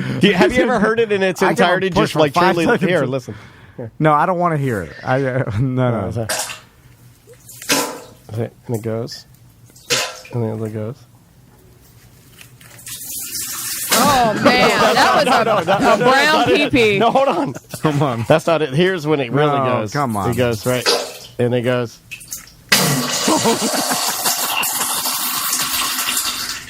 I'm sure Piff is glad he did the show today. That sounds like they ought. Like when you do dribble castles at the Bee Gees. It's a lot going on. Why is that so funny to me? MosquitoNext.com. I don't know how. You don't know how to do the transition. Yeah. Don't even try. I scream the business. Check. Butler, put a check by it. Oh, I love it when people come in and go like, I man. miss Piff the Magic Dragon. Yeah, we had like one of the biggest magicians on our show, and I still don't even know why we Skyped him. So if you go to MosquitoNext.com and their holiday light program has just started, get it done early. They put up your holiday lights. Obviously, there's still mosquitoes right now. We're not in the season yet where all the mosquitoes are gone. It's mosquito crazy. If you want a Mr. System like I have or the portable system. Hi, I'm Mr. System. You can go on TomandDan.com and get that portable system or MosquitoNext.com and tell them Tom and Dan sent And you. that's N-I-X. Yeah, Mosquito, Mosquito, not N-I-C-K apostrophe. Right. It's not a guy named Nick. No. Hey, what's up? I'll come over What do you got, doo-doo flies over there? I'm being attacked by a fucking doo-doo fly over here. It's coming out of the plant. It's aggressive. Oh, Yeah, it is Greg's Is it? harboring Is doo-doo it coming out of the plants. plant? I think so. It's buzzing all around. It might be a white fly. I may have brought in white Oh, flies. come on, man. Because I got my whole garden is infested with them. And I gave him the Tony Rage, and he told me, he put it on the back of his Is suit. that why you put that White Flies Matter sticker in our bathroom? I'm like, why did you do that? I was like, that is aggressive. He put it in the back of his WRX, his white flickers. He's like, is there supposed to be this many flies? Oh, man. Why are you giving flies? See, he's giving everyone his trash plants. I'm sick of it. Yeah. He's like, is there supposed to be flies buzzing around? I'm like, yeah, that's supposed to happen. Maisie came in to me this morning. She goes, Your pepper pants rotted and they fell on the tile, and then the sun baked them, and now the tile is permanently stained. Oh, yeah. Right, fair enough. Thanks. All right, what do we got? Dump him out. We got Tommy is affecting Maisie's behavior. Oh yeah, so last week when I was over at Tom's house for the saddest pool party in existence, watching football, I asked Maisie if I drunk and saying, "I'm like, come give me a hug, like that," and she's like, "No, you just think I'm drunk. You're disgusting me." And then Tommy looked at her and was like, Maisie, I didn't do it. Maisie, that's your father. Go be with your father. He is your only father, and you love him. And damned if she didn't come right over and give me a fucking hug. And he was holding her hand. They were running out. It was the cutest thing. But he had this he's too good. Like he had this blanketed go see your father. He Teaching needs a your hug daughter right how to now. love. Yeah, please. And then she was like, you know what, Tommy, you're right. I do love him. And she came over and gave me a hug. It was awesome. He already has a positive effect on her. Not that she was being negative, but she's being a kid. But he was like, your father asked for a hug. Go give him a hug. He needs one. I just thought it was really cute, so I wrote it down. He's a people pleaser He's a and good he's kid. a rule follower. I like that kid. I don't know where he got it from. Not you. That shit is nature. Not your wife either. I don't know where. You don't think so? You don't think Crystal? Well, I'm more of a rule follower than Crystal, but I got tainted throughout the way and damaged. Well, that's true. Maybe it is an early. Maybe it's nice for you to sit back and look at a non-poisoned you. Here's the thing. I'm not a rules follower. I don't like to get in trouble. So that's Tommy too. So if I've learned that throughout the time. Like I don't care about the rules or what you're supposed to do, whatever. Like, but I don't want to ever get in trouble or have any repercussions from breaking the rules. Yeah, so confrontation. There comes the confrontation. So I try to do what I want, even if it breaks the rules, but not get caught. Yeah, so find a way to not get caught. Now he's genuinely he hasn't figured out the way to weasel your way around the rules. Yeah. So what we figured out is, at least what I figured out while I was drunk watching this is that Tom wants, his boys to be, quote, tougher, and I want my daughter to be more snuggly. Softer, and when they're together, we get that. So they're going to be fine. They'll just leech good things off of each other, and it'll all be good stuff. Yeah. So, and we're very lucky men. That shit is ingrained into who they are. Hard to change. She's independent like her mother, her mother's mother, her mother's mother, and the mother before her. That's science. Mask commercials. Yeah, what is that? I've never. Dan, you told me to write that down. Mask commercials. Mask commercials. We can move on to the next one. Hold on, I know this one. Mask commercials. Because you're the only one that watches commercials. You still have cable. Yeah. And, no, my guess. Yeah, I remember this. This was just a passing thought, but I was like, who's going to be the first to implement masks? Well, they're already doing them in commercials for pizza places. I think we're number one. You get the guys that are like, Domino's, we'll give contactless delivery. And they got the mask on. But so that's going to go to your next tier, which would be, I've seen it with Publix, all right? And then your next tier would be, I don't know, like a Applebee's. Let's say. I have yet to see. So I think like a restaurant. I think in the evolution of what we will see as the consumer. Right now, we're right at Applebee's level, meaning that your Applebee's, your Longhorns, your Outbacks, those would be next, at least in my theory. Well, yeah. And then, who's going to be the first show? Now, apparently, This Is Us, the show that everybody makes everybody cry. They love it. It's a good show. It is a good show. But it's really sad. That's not something I'll watch it with Andrea. I can't say it's bad because that's unfair, but it's just not it's your type of show. Yeah, it's a downer, dude. It's like miscarriage, cancer. It's a true drama. It's like Jesus Christ. I have anxiety. I'm depressed. She had another miscarriage. I'm like, oh my god. I'm like, I have this in my real life. Miscarriage and anxiety is the worst morning show of all time. And I'm small. I know which one I am.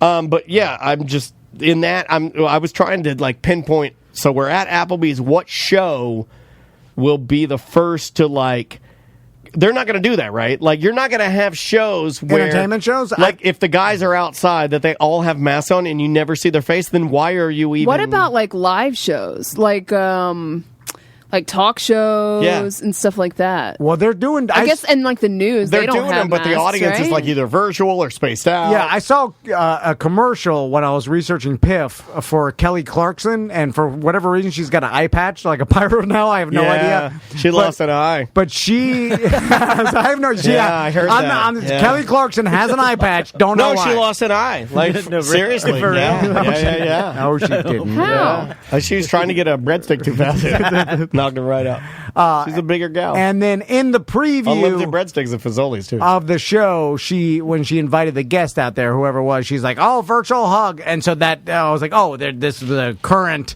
incarnation of this particular show." So it must be no, the guest's name was Virtual Hug. He's a rapper. Also, you have to, as a corporation now, when you release commercials.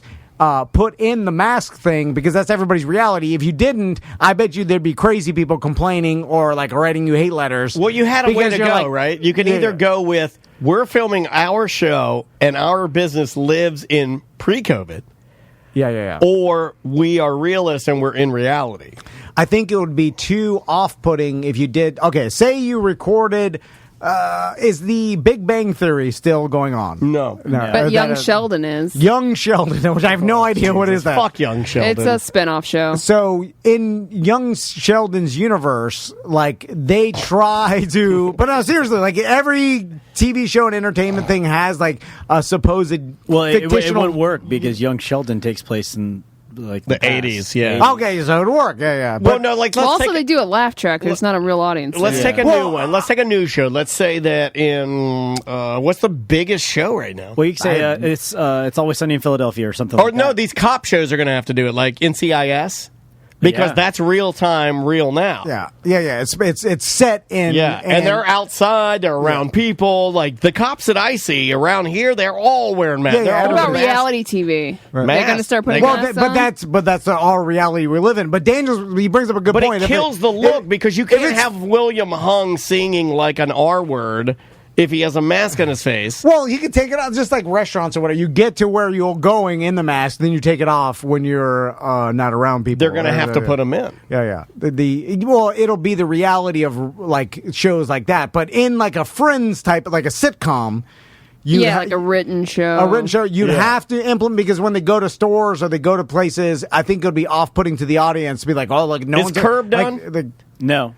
It came back, right? They'll do it. Yeah, they'll do it where Larry loses his mask, doesn't have one. They'll do it, right? They have to. When production starts up again, they have to do it. Yeah. You have to implement that part. I mean, it's part of our culture. Like it'll be infused into stand-up comedy. It's here now to stay. It's here. It's weird to watch movies or shows that have already happened in the past, and you see a bunch of people with face masks on, and you're like, wait a minute. Because I'm doing a rewatch of Mr. Robot, and then there's one season where there's a lot of people wearing face masks in New York, and I'm like, wait a minute. Did he predict this shit? Well, a lot of they don't explain why everyone's wearing the mask. Well, a lot of people already did because of like pollution and pandemics. Like, there's been plenty of movies, and those people hire professionals to be like, "What would people do?" And I'm sure those professionals are like, "Well, everybody would have to wear masks." But in that, everyone is actually wearing the mask. Yeah, people are following the rules. So what else we got? Pajama Day. Oh, yeah, today is Pajama Day, and I just wanted to let you guys know that my daughter flat out refused to wear pajamas on Pajama Day. Oh, I like that. She wore a full gown, complete with fancy high heels, and did her hair in like a fancy braid. Does she know about her Princess Day coming up? No. Oh, okay. Because I was going to say maybe she's so excited that she hates theme days. Again, if you're just checking off the bingo card of this is Tom's daughter. It is, yeah. She hates fun. Oh, my God. I'm like, you get to wear your pajama jammies. Let's do it. She's like, I don't wear pajamas. And I was like, it's Fun Friday. She goes, I want to do work. That's a quote. I swear to God. She goes, I don't want to watch a movie. I'm like, well, I think you're watching the new Milan. I don't want to watch any of that. I want to do work. And I'm like, oh my God. So I was fucking around with Andrea. I was like, is this your kid? She's like, we're already behind because of COVID. I have to catch up. Give me all the bucks. I gotta totally cram. That's how you become successal. You have that inner grind, that inner motor. She did say that. I don't have that. She went to you're telling us that. I like how Travis is telling us like we don't know. I don't have the old worksheet. No shit. No shit. You scared Travis, by the way. You did. You did. You did. I'm watching the Olympics with Stephen Hawking's like, I can't run like that. I'm like, no shit, Hawkins. Don't even tell me. Oh, no, he's dying. Hold on. Oh, God. It's all over you. Fucking crap. Oh, no. That was super funny, dude. Oh, my God. So, professional drivers on the list, because yesterday... Sorry about that, guys. Fuck. I turned in my that WRX. Was gross. Thank you, Sam. You are a funny man. It's been 3.5 years, and I finally turned it in. Last day, by the way, on my lease, like literally the 16th. Really? I turned it in. Thank you to All Pro Dent Repair, Corey, and his team. He had to fix up my car. Oh, my rims were just I point them out with Butler all the time. I'd walk by. In fact, I was like, how do you do that? How do you go back to every part? The whole thing was goddamn curbed. The week after complete 360. But you've done this. You've done this 3 times, dings right? all over it. Yeah. Oh, you've done this 3 times. That's my saxophone playing. BB dings. Hey, everybody! Welcome to BB Dings, the home of good old blues.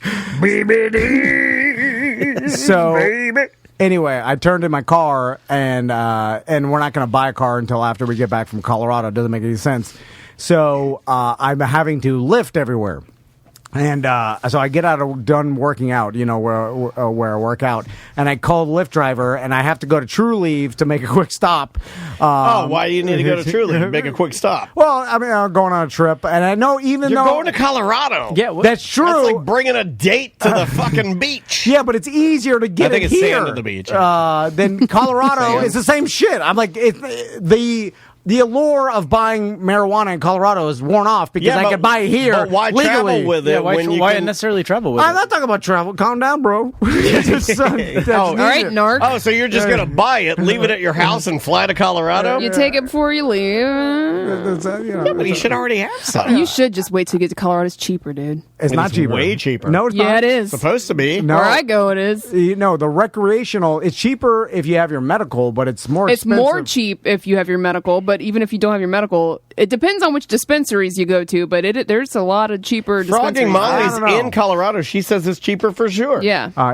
No, for recreational Frogging, buyers. call in. Yes. So you're saying THC gram or milligram for milligram is 100% cheaper in Colorado? Yes. I don't know that. For me, it was around the same price. It was like it doesn't matter. I'm So not you nickel went and to get Yeah, Anyway, go ahead. the professional driver. So I'm going to sit here and kick this around and battle. I got a I don't vacation know. to go on, you dickheads. Anyway, so I request the lift, and then now it has like, hey, my Lyft driver was like far away, and it says like, you want to upgrade for like a couple dollars more and get a nicer car, but this guy's 10 minutes away. I've never used Lyft before. Yeah, so there's like that sounds awesome. Did you, by the way, get the email with the female thing that I wanted? did. I did reach out to them. Okay, yeah. great. There's another company that we might be talking to that does a more. I've been waiting for that company to get here. That's why I sent it to you. So anyway, I've noticed, and the only reason I used Lyft is because my Uber expired and I couldn't get anybody. And you gave it. You gave up. It's the epitome of like my Lamborghini's broke, and you leave it on the side of the road, and you just walk home. I opted for the fancier lift, like the luxury lift, and then the guy showed up. I got in as a nice black Cadillac or whatever. I get in, and then I'm like, all right, take me to True Leave. What's up? It's Mark Marrow. And I noticed he's got a suit hanging in the passenger seat, and then on the transport. Now, I usually when I take lifts or even Ubers when my Uber worked, I've noticed let's say the driver and condition of the car has been downgraded quite a few notches since the whole thing started. I agree with especially during the pandemic. I got in a fucking cat hair car. So I sent you the picture of my last lift. Yeah, that was the one that we got in. You living here? Your first one was black car suit in the back. Remember, he had a suit. Well, it's nicer, because professional driver started there. Anyway, so the lifts and Ubers haven't been that nice, and usually I don't give a shit. Like I don't notice or care about anything, so I'll get in any car, either way, any driver. It doesn't matter. It may not even be his lift. It's like some granny pulls up for therapy here, and he gets in there. Where's hello, granny? If the person had a gun on the front seat, I'd still get in the car, and I may keep an eye on the gun, but I'll just take me wherever. That's fine. But this driver, I get in, I'm like, this shit is nice. Like it's fucking clean. Like he scooted up the passenger seat all the ways. I'm like, a lot of room in here, clean. I'm like, and he's a professional driver, so we started chit chatting. Where do you want to go, Mr. Podcast? And he tells me, he's like, describe your driver. He is like I say early 30s. My family from Ukraine. We live here a little bit. I saw professional driving. I do race cars first in home country. He Hispanic man I know it didn't fit the stereotype. Yeah. But so anyway, I started talking to him. He's like, I'm a pro driver. I do this on the side because my driving gigs kind of dried up ever since COVID.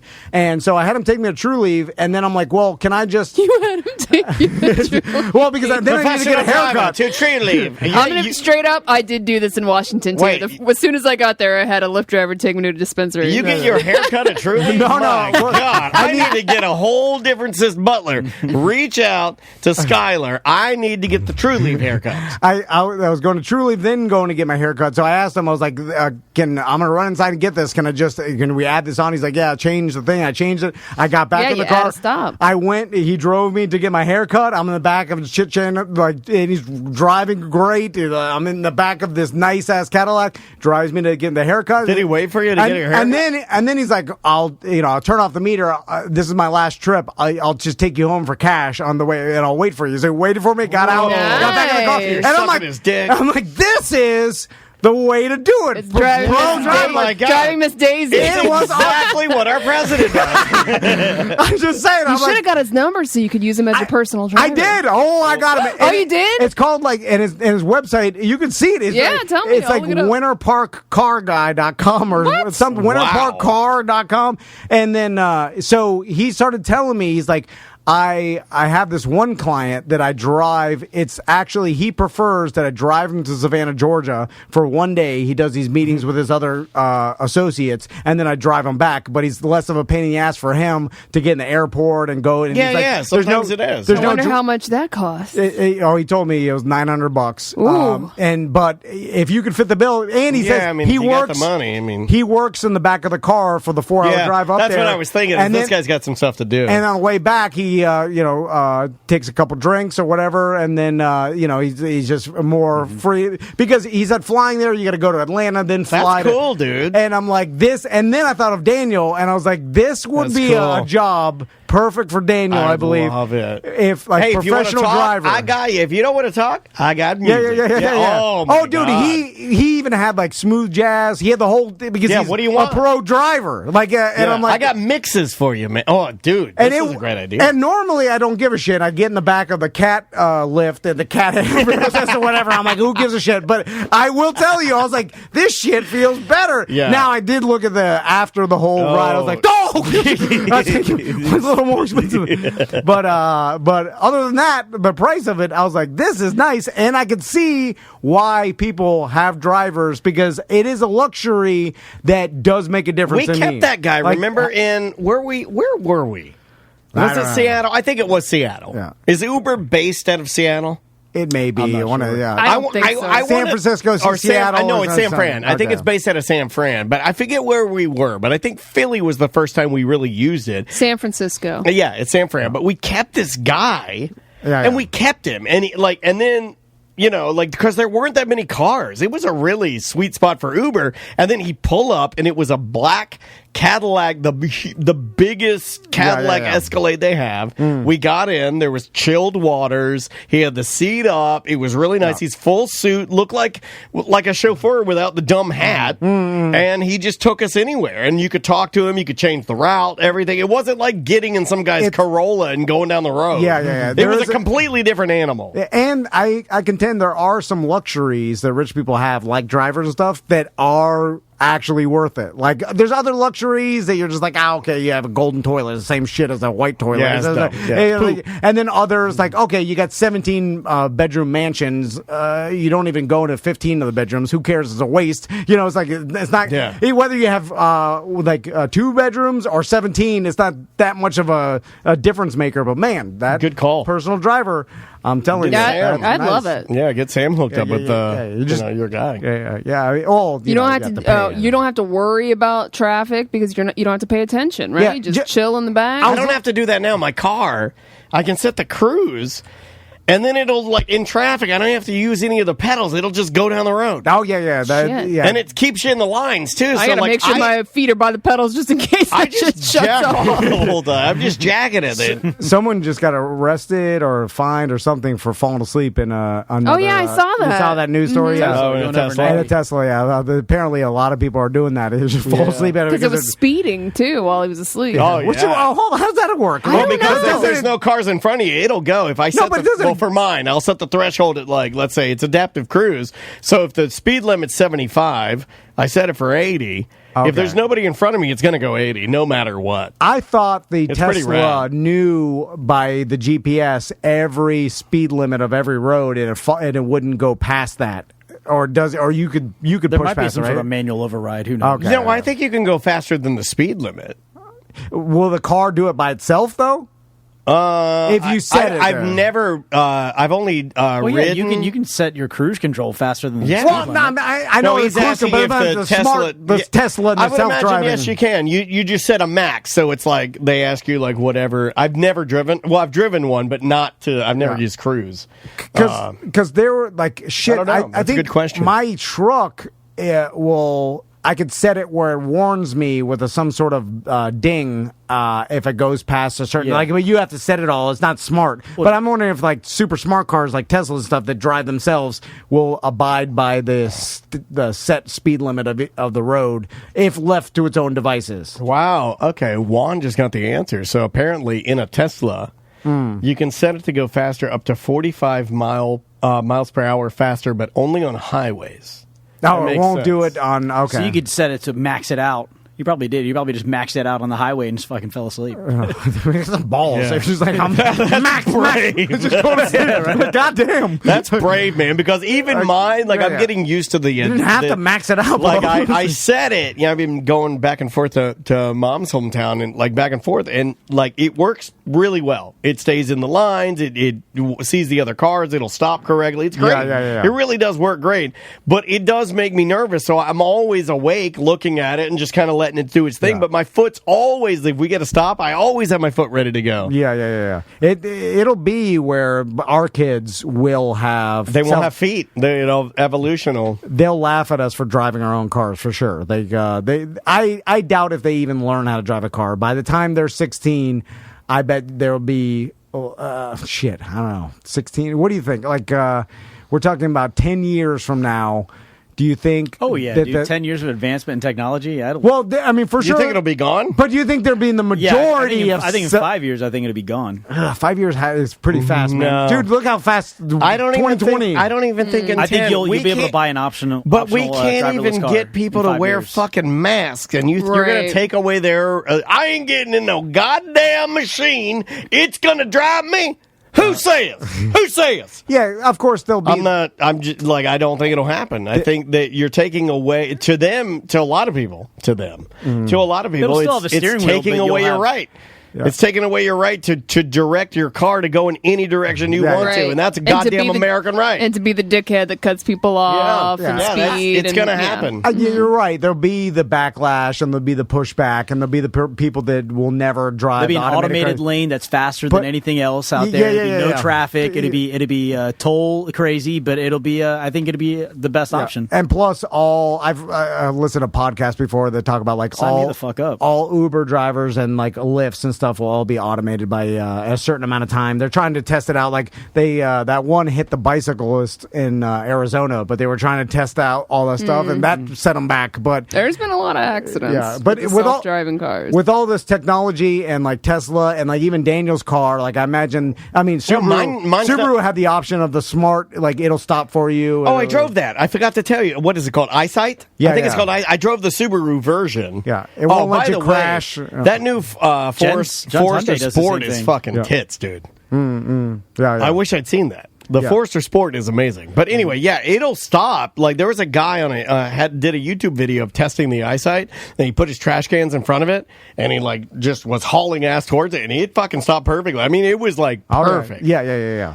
I mean, it's pretty neat. We're such narcissists as human beings that we won't admit that a computer will do a better job than we will. We're like, I drive better. Those like, no, you won't. But it's almost only if everybody's on board, because if you got the dickhead cutting through. Yeah. You know, I mean, you fuck up the system a little bit. There will be a time, mark my words, where there'll be like half automated cars, and then the other, just like everything, and that'll be how we vote. And then there'll be some vote where the next version of a hybrid car will be an automated manual car. States will start saying you can't drive anymore because it's not safe, and people will lose their fucking minds. I'm driving my goddamn '63 Falcon with a Cobra engine, no matter what. For sure, Florida will be one of the last states. We'll be driving crazy. And we're still trying to get charging stations. My God, we've been waiting. I need a charging station. I've had a fucking Tesla for 25 years. I can't find a fucking charging station.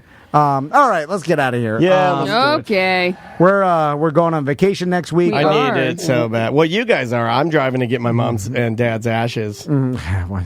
It's a very There it is. As I'm doing Monday, I'm going to get them. By the way, they're in the same container. I'll end with this. This is the last thing I put on the list. Okay, yeah. And I think it's crazy. I'm going to get their ashes on Monday. Because I've had Dad in the closet. Well, Mom's had Dad in the closet. I finally got him out. Yep. It was all dusty. It was just like the movies, too. Like, Andrea picked it up, and she was like, it was like just like the movies. We laughed. And so we're going to get them both. They're in the same container. It's a companion urn is what it's called. But they make companion urns that have a divider in bronze. It's like $500 extra to have your own. Like, so Mom would be on one side, like the bed, like their side of the bed. Why? No, I don't know. Why? Somebody tell me. It's a money grab. Tell me why. Eternally divided. Why? Yeah. Is it because they hated each other? It's a money grab. Yeah, it's just an extra thing that they could charge for It's that some bullshit. crazy people would buy because you're right. The death business is really terrible. Yeah. They asked me if I wanted a necklace. Oh, yeah, they got all the things. But all the necklaces that I would carry my mom's ashes in were ginormous swinger medallions. I almost got one. Andrea said no. I was going to get one just to fuck with you guys. How uncomfortable would Tom be if I came in with a turquoise of fucking sunshine? And I'm like, my mom's ashes are in here. Let's swing. Pull your dicks out. It's hideous. They know that there's a lot of people, especially grieving, and they're like, they feel bad, I think, turning, like, not buying it because they feel like it's some sort of disrespect towards their loved ones. They're prey on all that stuff. But it's a business. No, they were very cool. Shout out to the people that were handling it for me because they gave me the reel. In fact, they were these people, and you would respect this. They were going through the catalog, and they're like, no, not that one. These are all too expensive. You like these. They were those type of folks. Yeah, a lot of them outsource all that stuff, too. It's they don't make it in-house. Or they push you to the in-house stuff. Like, we make a great necklace. Gary, mix them in the back. I'll do it. Yeah. Anyway, let's do it. Let's get out of here. We'll have a new OG and BDM on Monday for all BDMs that we've already pre-recorded. We also have all new hour for ACT Monday through Friday. Well, Wednesday we will be preempted by the Orlando City soccer match, but we will still have an hour on the app for the podcast. It won't be on terrestrial radio. Yeah, but you'll be on it. You'll get but every other day we will have the first hour of ACT will be all new material, and then the rest will be best of. And our Friday free show, the first two segments will be all new material, and the last segment is actually a best of Mama Dennis, which a lot of people asked for. It's cool. So. Yeah, it's funny. We got a chance to listen. I'm sorry that you guys had to. It's a. Like, let's inundate, beat ourselves over the head with sadness. But no, it's funny. It's really, really funny. And I'm trying to like approach this in a far healthier way. To everybody that's reached out to all of us and been so sweet, I love you and we love you. And we had a lot of other BDMs that reached out and said, hey, my mom died this week too. My God. Weird, yeah. It is weird. I want to try to do something, and I'll end with this. I want to try to do something for... I don't know what I want to do yet, but like apparently and I was talking to Mom's doctor, Carolyn, who's she's a BDM. There is a distance problem that we're having with the elderly right now where we are losing more of them, not because of COVID, but yes, because of COVID. They don't have COVID. Because no one's seeing them. They're just so fucking lonely that we need, and I want to, I don't know what do I buy them Piff for the old folks center or something? There's got to be something that we as a group of humans can do because we are losing a lot of people that have great stories and are wonderful human beings. They just happen to be older and can't see their loved ones because they're immune compromised. That's sort of what happened to Mom. Christine in the chat says they do have pen pal programs, so maybe we check into that. Yeah, I'm thinking we need to do something. At least I'm going to do it. It starts with me, and then if other people want to help out, we can do something like that. Because everybody is avoiding old people like the plague. And you literally should. because they're trying to help them. Yeah. Right. But the effects of that it's killing them, dude. Is that it's killing them. You can't see them. You can't. It's damned if you do, damned if you don't. Yeah, because they get so lonely, and maybe they need you. A second set of eyes. Maybe checking on them, looking at their color, looking. Or you good? You taking your meds? You good? You feel good? You drinking? Eating food? Yeah. You have any problems that you don't know about? Yeah, that's weird. Your gait looks weird. Your step. Like that's. So anyway, it's a thing. It's an actual thing. So just be cognizant of it. Yeah, for sure. Have a great vacation to all of you guys. Anything else? Yep, you guys. If you guys want Van Dennis 2020 the yard signs, you can pick them up at Sunshine State Threads in Sanford, as well as Six Flags Nursery in Longwood. Because a lot of people asked me about it. They didn't get to make it to Johnny's. So and Travis is actually he's going to be dropping those signs off at other locations. We'll update that later in the week. Yeah, but just if you follow our social media, the social media will tell you all the locations you get the Van Dennis yard sign, and we'd appreciate if you put that up there. And also, we'd appreciate if anybody doesn't steal the other people's yard signs. Right? I have a funny story about that. Somebody stole my Van Dennis yard already. Sign. So Butler's got stolen and yours? Mine got stolen. Mine got put back. Oh, really? No, they stole it and put it back. Oh, it's like a prank? Somebody's straight up fucking with me. Oh, yeah. I bet they stole it, they're hot, and then they felt bad. His mom decided they put it back. That's what I thought. Put it back. They were like, this is what the story I concocted in my head was some guy stole it, came home, and then the lady was like cooking dinner or something. Did you hear, Dan? Yeah, did you hear Dan's mom died? And the guy's like, oh, fuck. And he's like, what? You stole... What the fuck is wrong with you? You got to take the... I'll be back before Sloppy Joes get cold. That's what I invented in my well, if you're stealing signs in Cocoa, stop by our newest Watering Hole Bug Nutty. They have $1.50 off drafts today. They also have the Watering Hole koozies, and they have a brand new Oktoberfest Marzen beer being released today. If you're mentioned that you're Watering Hole. Awesome. Cool. What's up with your show there, homie? It's just me and my husband this week. I like that. We did have a possible COVID scare, so we're just going to make it safe and make it just be us two. But we're going to watch the COVID Comedy Jam tonight, and we'll be recording after that. So if you want to send us an email, show@semantixpodcast.com. If you want to sign up for our Patreon, it's patreon.com/semantics. She bumbled, dude. Get her. I did. I pulled a Tom. Get her. Get her. No, I'm not. All of us have a bit of a disability. All right. Guys, be safe. And bye-bye. Bye-bye. Oh, wait a minute. I can't publish that. It's mediocre. And now it's time for the Tom and Dan end of the show footnotes. Today you heard music from Only Sibling. Can you tell that I'm enjoying the trend that many new bands are doing where they suck me in by sounding like the sweet, comforting sounds of 90s alternative? Off of their brand new Get Well Soon album, you heard their track Screen Door. The entire album's really good. Get fuzzy with those guitars, kids. After that was new music from Paris. I like the spelling, I like the electro pop and synth pop goodness that seems to be oozing all over this track. Hailing from Lowell, Massachusetts, you heard their song, yeah, they're two humans that crank out these tunes. You heard their song, Death of Me, off of the Use Me album. This is totally my pick of the week. And Google this band, got a little bit of controversy about this, and they just kicked out their guitarist for sexual misconduct. After that, you heard new music from the band Coupons. It's been at least 4 years since we've had something new from these guys. You heard the song Moz Disco from their brand spanking new Up and Up album.